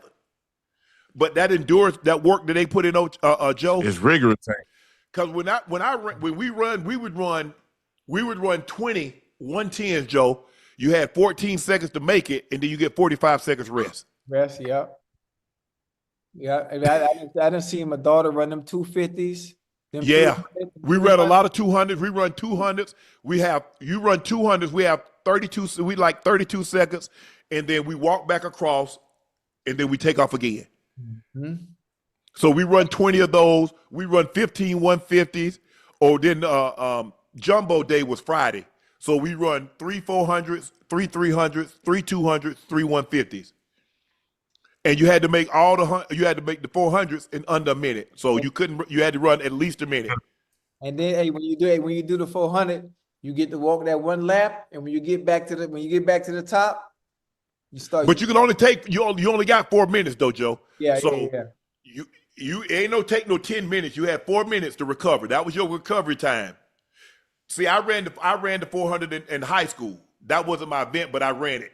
But so it was cool for me. I could easily make a minute, no strain whatsoever. But let's do it right now. Race me in the 400, then. Race me in the 400, huh? You want to make some man with artificial hips, Hey, huh? I ain't trying to hear you. Oh, excuse. You got excuse? You got excuse. Race me in the 400.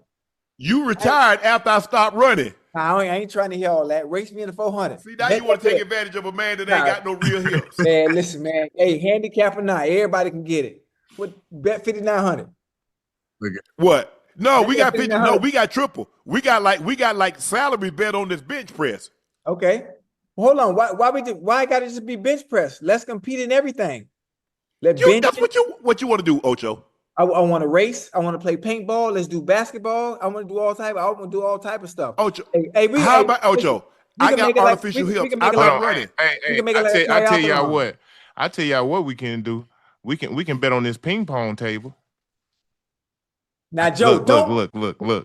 Unc, you claim the Chinese people come over there and train with you, Unc. That's what you claim. They do. That's what you claim. They do. But hey, that's a good bet. That's a good bet for all three of us. Yo, I tell y'all up some cat raggedy. You hear me? Yo, don't play with me. I ain't played in a while. Though. I know I play around a lot, Joe. You don't see me play tennis. Do not play with me on the ping pong table, Ocho. I'm telling you, hey, Ocho. You got that cushion. You got them padded paddles. Man, I got the wood paddles, the padded paddle. I got whatever you need. Yeah. I ain't played a whole lot with them the padded paddles. We normally play with the sandpaper. Yeah, I remember them sandpaper paddles. Hey, see them padded ones. You put that little spin on that, boy. Ain't no returning that. You better keep that little wooden paddle you got. Bro, that ain't what you want, Joe. Yeah, it is. Joe. Yes. Hey, ask about me. Man, come on, man. Flip it up. Ask about me in overtime, man. Ask my homeboy Buckwheat. I know Buckwheat might see this. Ask them boys about me on the ping pong paddles, man. That's what I do, man. At Hadley Park, in Overtown at Gibson, when it come to ping pong table at Mo Park, that's what I do. I'm telling you, Joe, you don't want to do that, man. Hey, man. You don't do that to yourself, Ocho, Joe. I'm gonna be in Miami in a couple weeks, brother. Oh, man. I'll let your boy. I'll come back. Listen, I fly to the south of France in the morning, right? I'm there to the 20th. And when I get back, I'm here. Y'all practicing. We playing, practicing. I'm gonna be down. Okay.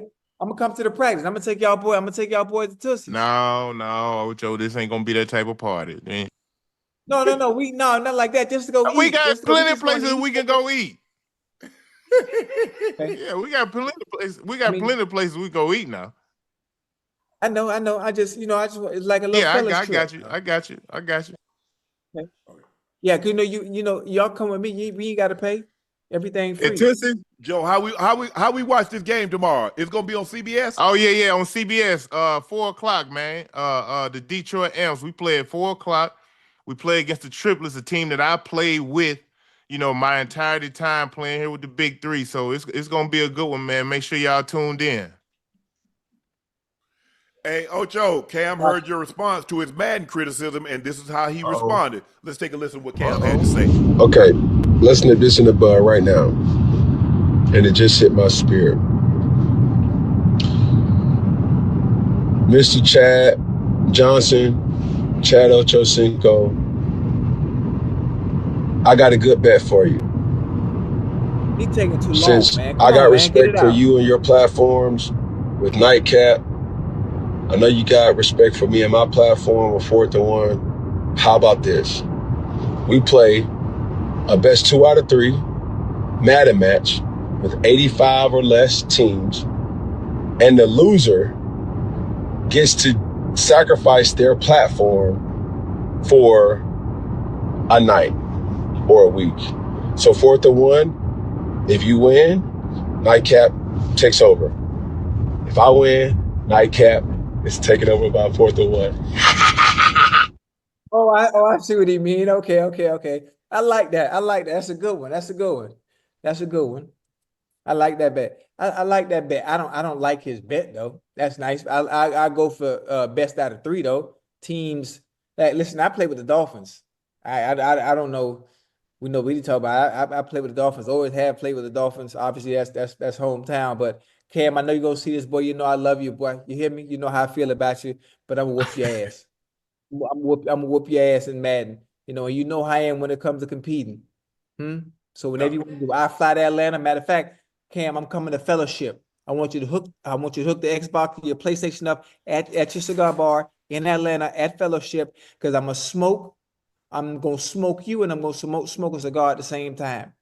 Now holla at your boy. Yeah. You know where I'm at. Joe, you ever been to Nah, Fellowship? I ain't never been. They got some good Yeah. ass food.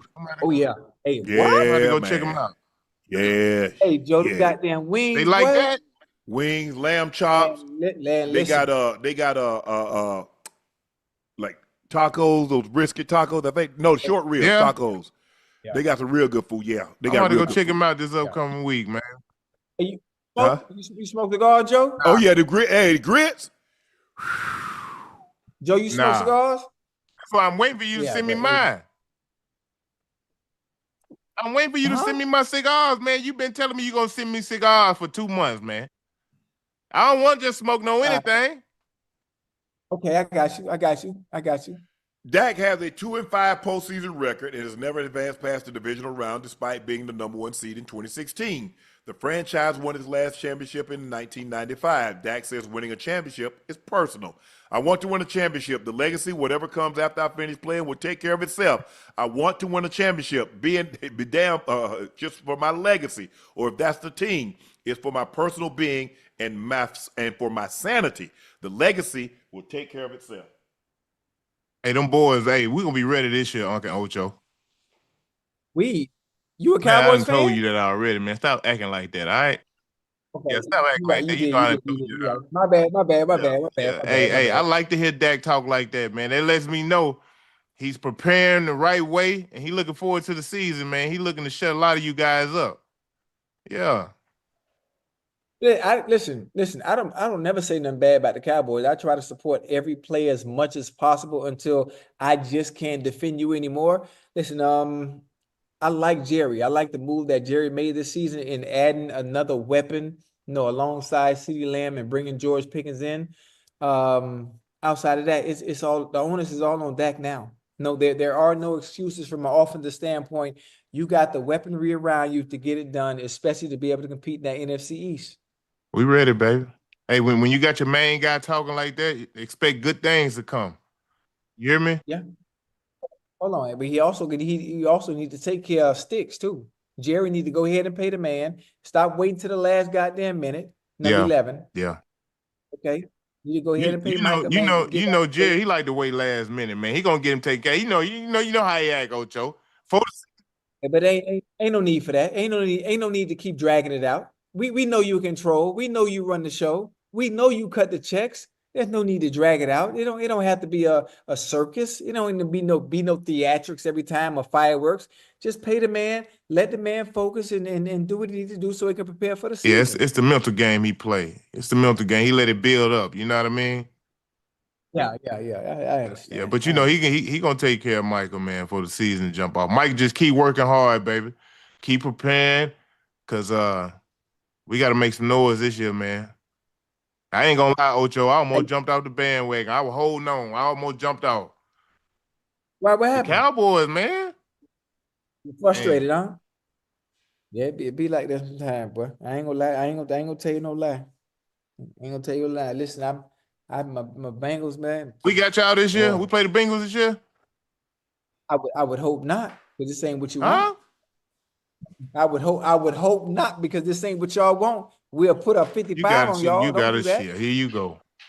Yeah. Act like you know we got the best receiver in the game over there in Cincinnati, huh? Yeah, y'all got a bad one. Yeah, 2 of them. Yeah. Act like you know. Ain't worry about that. Cowboys play the Bengals this year, I don't think so. Y'all beat the Bengals beat them last year. Yeah, I Joe. know that's last year. That's old news. I'm trying to move forward. I'm saying, They don't. if it ain't happened probably yesterday, I don't really remember it. So let's move forward. Oh, you remember? You remember that ass cut y'all took? Y'all, Oh, Joe, y'all got to do something, man. Y'all got to do something about this. Y'all looking real bad, Joe. We get it together. You hear our quarterback? You hear how he talking? He coming to shut some of y'all up, man. Y'all talking about the NFC, all this, that. Yeah, all right. wait, So what y'all do about the hey, Eagles? Hold on. Hey, Joe, you do know who in your I do, division, man. right? I know. Okay, I'm just checking. You know you got a Super I Bowl know champs, right? all that, Ocho. And you do understand how much the Commanders have improved, I right? understand that, Ocho. Yeah. Hey, but you Okay, gotta I'm take it just one checking. year at a time. And Hey. just because you done that last year, that don't mean you're just gonna carry over and you're gonna do the exact same thing the next year.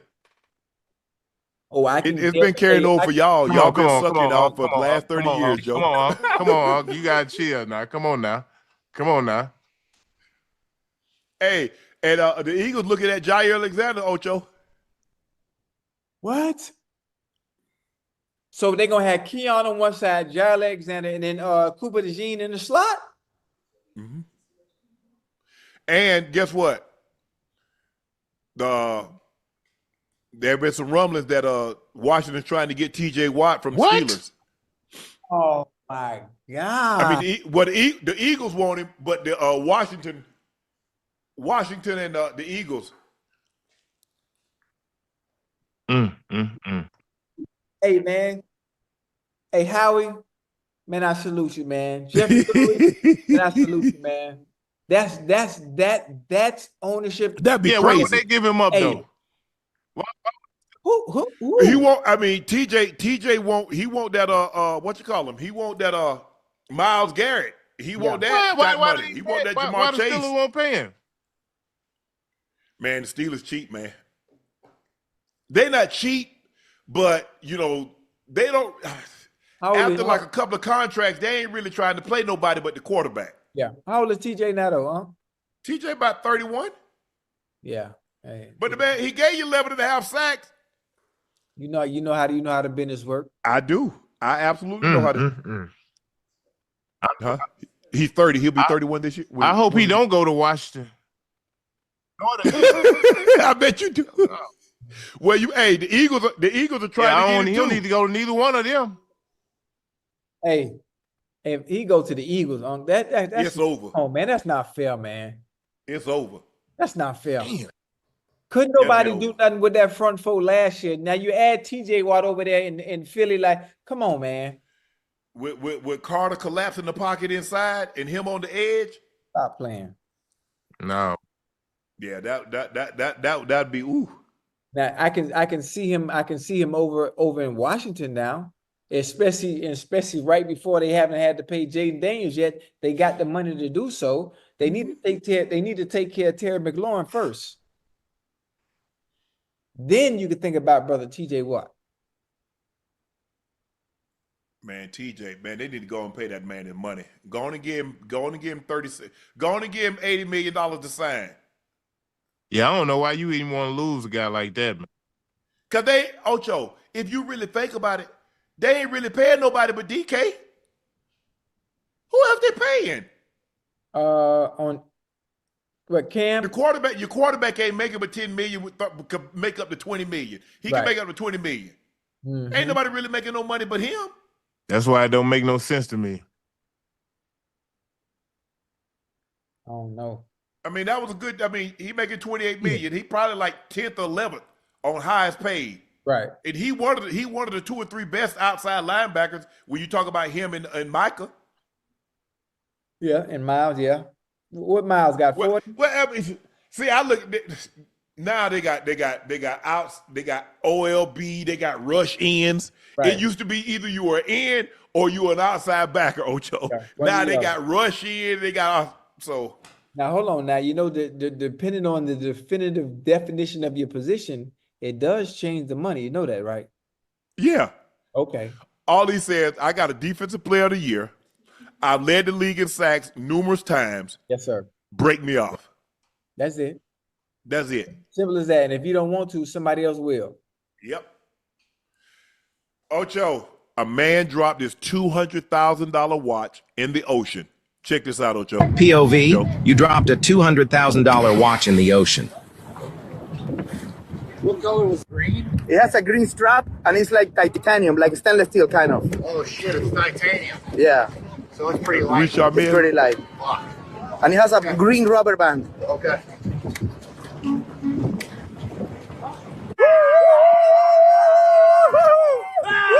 found it?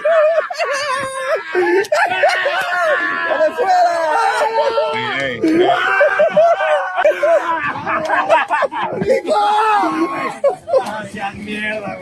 Y todavía tiene la hora, papi. yeah, that's what I'm gonna say.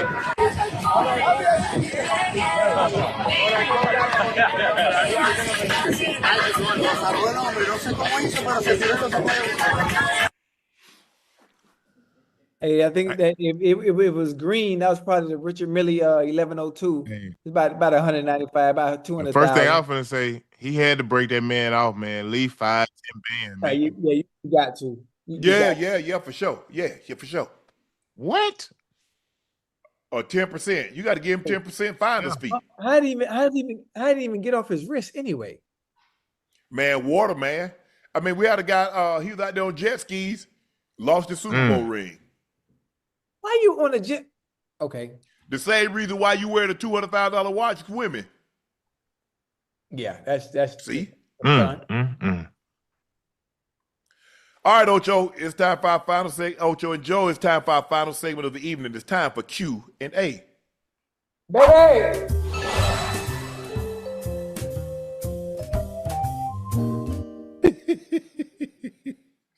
Ocho, What up? James Ravello said, I got more faith in Howard Stern's little buddy, Beetlejuice, to balance my checkbook than I do Ocho benching 300 plus pounds. Well, you know what? That's you know what? Okay, bet. Appreciate that. But let Beetlejuice balance your checkbook then, and let me know how that turns out. Johnny Kiro said, what's up, Uncle Ocho? Joe, it's Elliot. Love the show. Ocho, you ain't even stronger than me, and I'm only 140, 185. And those 140 for 9, you couldn't get a rep. Laughing my, you know what off. Unc is gonna smoke you on the bench. I am. And Ocho, ain't nobody believe in you, bro. You know what? That's fine. You know what, Ocho? I want Ocho. This is what I'm gonna do. I'm gonna make it easy. No, don't make it easy. Keep it how it is. No. I want dinner at a restaurant of my choosing for up to 10 people, and then I'll send you to Poppy's for up to 10 people. Poppy, what? The steakhouse. I eat free there. That don't count. Nah. Well, wherever you want to eat at in Miami. Okay, bet. Hey, while y'all speaking restaurant, Unc, don't forget now. You still owe me. Oh, what owe you, Joe? We had bet at a dinner. You lost. What I bet? What we bet on, Joe? Man, here you go. Hey, there you go. Y'all acting like Joe, you need to chill. Joe, you need to chill, Joe. You need to chill with that. Chill. Boy, Hey, Joe, he hit you with your line, Joe. See how you act, Ocho? Hey, Ocho, Joe need to chill, man. Oh, man, what? See? Who you bet on? Man, What we bet on, Joe? Damn, I'm gonna have to think, but we bet you lost, and you lost the dinner, man. So now we talking about restaurants and all that. Yeah, you down too. All right. When I come to Atlanta, where you want to go? You want to go to Chops? Where you want to go? We say we're going to Chops. You're right. Okay, we go to Chops. Done. All right, Done. All right. Done. But hey, look, if I don't remind y'all every time we get on here, boy, I ain't gonna y'all won't forget. I be forgetting for real, Joe. I'm old. You ain't crazy. You just play crazy. I noticed that about you, boy. Yeah. Big Time Sauce said, what's good, Uncle Ocho? Joe, best nighttime show for sure. Keep up the great work. Y'all got me and my friends laughing. Appreciate that. Timothy Humphrey said, Ocho, I'll school you on the pool table. Ooh, put something on it. I know y'all want something Pool on that. table? Oh, Joe. Hold on. I'm Efren Reyes. I'm the magician. I beat Vance. I beat Moscone. I beat Misery. Man, listen, man. I beat the Black Widow. I beat Vivian Real. I mean, come on, Allison Fisher, beat them You, all. What did you talk about? What you talk you about, starting to man? act like Ocho without. I'm telling you, Listen, Ocho, listen, he named the best of the house of Humble Day. Listen, I played pool for real, Joe. Like I played at the amateur level. They called me the Black Widow. I don't know what the hell. I don't Nah, know they what just call you black. Hey, you heard me? I played pool at the professional level, Joe. That's all I had to do. I couldn't do nothing.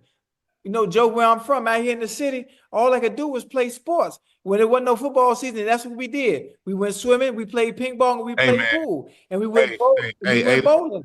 Oh, let me ask you a question. What we play, Ocho? Joe? What we playing? Are we playing 8-ball? We playing 9-ball? Man, what we playing 8-ball. We playing 8-ball. We playing like you normally play. Look, I think that them 2 games, I think us 3 can battle out ping pong and pool. And I don't think y'all got a chance in hell of beating me. I'm just gonna keep it 100. I'm just gonna keep it 100. I got a pool table in the crib. Okay, I got one too. I mean, I got a ping pong table and a pool table here. So and guess what? And the pool table cover, if I flip it up, it's a ping pong table. So whatever you want to do, Joe, make it out of yourself. Right. Hey, don't threaten me with no. Now he got the elementary table. I ain't playing on that elementary table. I got the professional table. You got a 9 foot. We playing that big 9 foot. Yeah, man. Yeah, I got the professional table. We ain't playing no 6 foot, no 7 foot table. We playing 9 foot. Yeah, that's don't worry about all that stuff. The only foot I'm gonna put foots in you. Both of y'all. That's the only foot. That's the only foot. David Jackson, Ocho, you don't want this Madden work in South Beach when 26 drops. Man, but if you on South Beach, boy, holla at your boy, boy. I'll be there. I'll be there. Hey, but send me your address. I'll come to your house. There's one thing about it. If you know me, Chad, I don't know if you follow me throughout my life and career. You know, I show up to people's house to play. I don't play when it come to games. Don't challenge me. That's why I don't understand why Cam even think he can beat me. And I show up to people's houses. Like that's what I do. I'm on that. Cam ain't on that. What's up, baby? Dab Smith said, be saying, can you get done when you need to get it done when you absolutely have to have it? The MVP showed up down the stretch and he got it done. OKC in 6. OKC.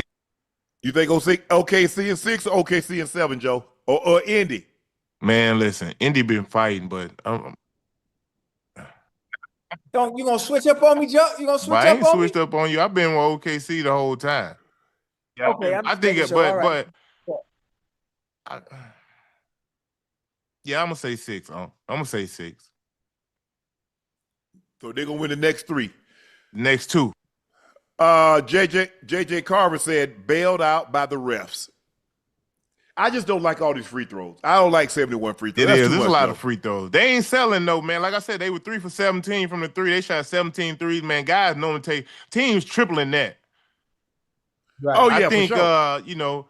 OKC had the onus tonight, meaning that they wasn't gonna settle for too many jump shots. They was gonna put the onus on the refs. They was gonna attack the basket, and tonight they did that, man. The refs, gave them a good whistle.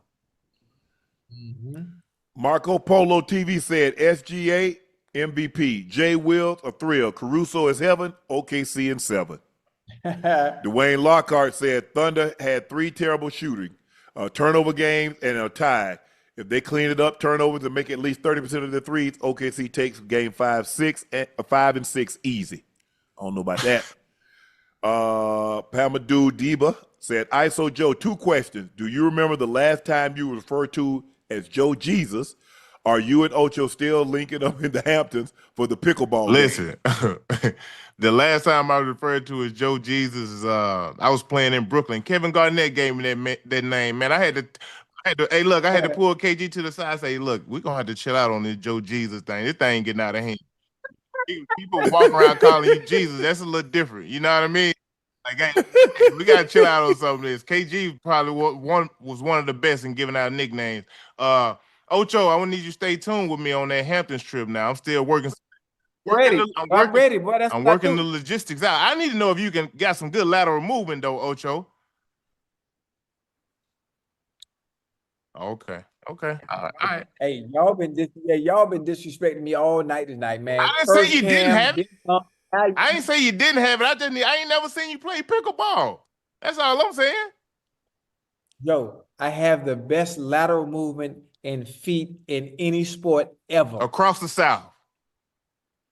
No, in the world, still to this day. Yes, and I'm saying that with elite, with straight confidence. Okay. All right. I'm ready. Hey, when this is? When it is? It's supposed to be the end of July. Okay, baby, we going to the Hamptons with the rich people. Well, Cheeseboro said 2 questions for Joe Johnson. How was the chemistry on the Hawks teams when you played, and how tough was the 7-game series versus the Celtics in 2008? The chemistry on the Hawks team was always great, bro. We was like brothers, man. We had a great vibe, not just on the court, but off the court as well. We hung out. We did everything together. I think how tough it was playing against them Celtics, it was very tough because at the time, they was the best defensive team in the NBA. They were the best defensive team in the NBA. So, we talk about Shai and how they should double him. Man, I would come across half court, Ocho. KG was doubling me. He was coming off his man. I'm talking about I wasn't even a threat. One dribble across half court, they was doubling me. Yeah. Go look it up. Yeah. Go watch them.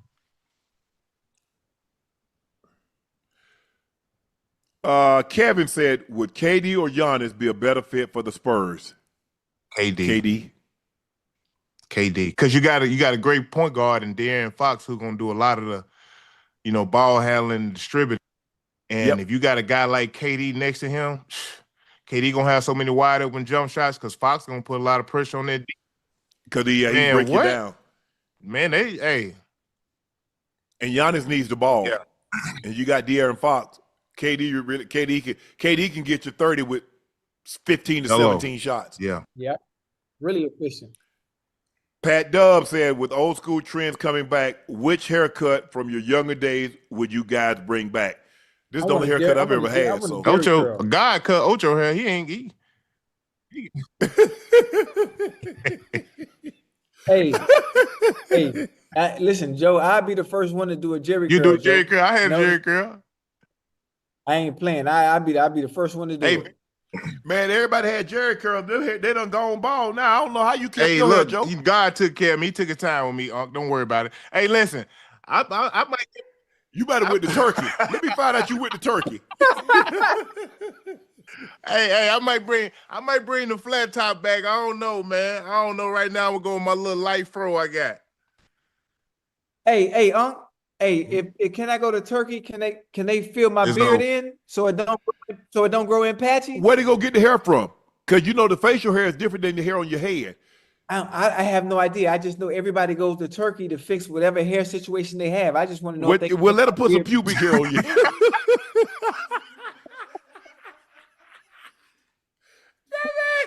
Joe, that man gonna have some pubic hair for a beard. Ocho, let it go, Ocho. It ain't worth it, brother. I was just thinking about it because I know the women. Not that the women, it matters what the women want, and just about what mine want. But I want my beard like James Hart. That ain't for everybody, Ocho. It ain't going like that. Yours ain't gonna grow like that. Huh? No. That shit. Oh, yours gonna be splotchy. Little patchy. We gonna call it. I know, but I thought the people in Turkey can fix that situation. That's what I thought. Ocho, where they gonna get the hair from? That's. I mean, I don't know. They got to take your hair, Ocho. So what you want, a blonde beard? Nah. I just. Hey, I don't know. Hold up. Y'all know they got them little man units you can put on your head. So you can get your little man unit. They got beard man units, Ocho. I get one of like a lace wig, like a lace. Like a lace front. Okay. We gonna talk about you, but you can get you one. Yeah, they listen. They talk about Jesus, so I ain't really tripping about that. They sure did. And I'm gonna talk about you. So I wasn't there to talk about him, so I got you. Mike Carley said we need Nightcap game night live. We might, what? That might be something we do next year. We all get together and watch the game live and scream that live. That'll be fire. That'll be fire. Hey, that'll be fire. I like that. But we need to get the feed like we had in the bubble when I watched the game. Remember you have to get the live feed so you could so it's not delayed because it'd be delayed. It's the delay if you don't have. We can do that. There ain't gonna be no problem. Yeah, I like that. That concludes this episode of Nightcap. The series is tied 2-2. OKC go on the road, do what they needed to do, get at least one game to go back for game 5 at OKC tied 2-2. Thanks to a 111-104 victory. Shai, 35 points. Jalen Williams had 27. Shai had 8 points in the final 4 minutes on free throws as they pull away in the end and win 111-104. Series is tied. Going back to OKC Sunday. Game 5 is Sunday night. Thank you for joining us for another episode of Nightcap. I am your favorite uncle, Shannon Sharpe. My partner and co-host, Liberty City's own Bingo Ring of Fame honoree, the Pro Bowler, Chad Ochocinco Johnson. And the third member of the team, Arkansas native, University of Arkansas alum, 7-time All-Star, 20,000-point career scorer. That is ISO Joe Johnson. And we also want a special thanks to Antoine Walker, 3-time All-Star NBA champ, for joining us to break down the game. Please make sure y'all hit that subscribe button. Please make sure you hit the like button. And guys, go subscribe to the Nightcap podcast feed wherever you get your podcast from. We want to thank each and every one of you for your eyes, your ears, and your word of mouth, because it's because of you that we've been able to become so successful here at Nightcap. We can't thank you enough. Thank you for your support and your continued support. Please make sure you check out Shai by LaPortier. Now, if you can't find Shai by LaPortier in a city or a state near you, order it online. We'll ship it directly to your door. It's the best tasting premium VSOP cognac on the market. Try it. You will not be disappointed. Please drink responsibly and stay safe. Go follow my media company page on all of its platforms, Shai Media, and my clothing company, 84, with 84 being spelled out. Supplies are limited, and once they're gone, they're gone. Please grab yours while supplies last. Ocho will be in France next week, but Joe and I will hold the fort down while Ocho is gone. Ocho, drum up some business while you over there, bro. I got you, baby. I got you, baby. I got you. So good luck, travel safe, and we'll see you in a week. Joe, I'll see you Joe will be back on Sunday. Monday. I'll be back on Sunday. So maybe Joe be back on Sunday, but we know he'll definitely be back on Monday. All y'all gotta do is hit my line, baby. Y'all know what it is. So thank you. Ocho, Joe, we're out. Thank you, Chad. Appreciate you. All right, Chad, I'm going to see y'all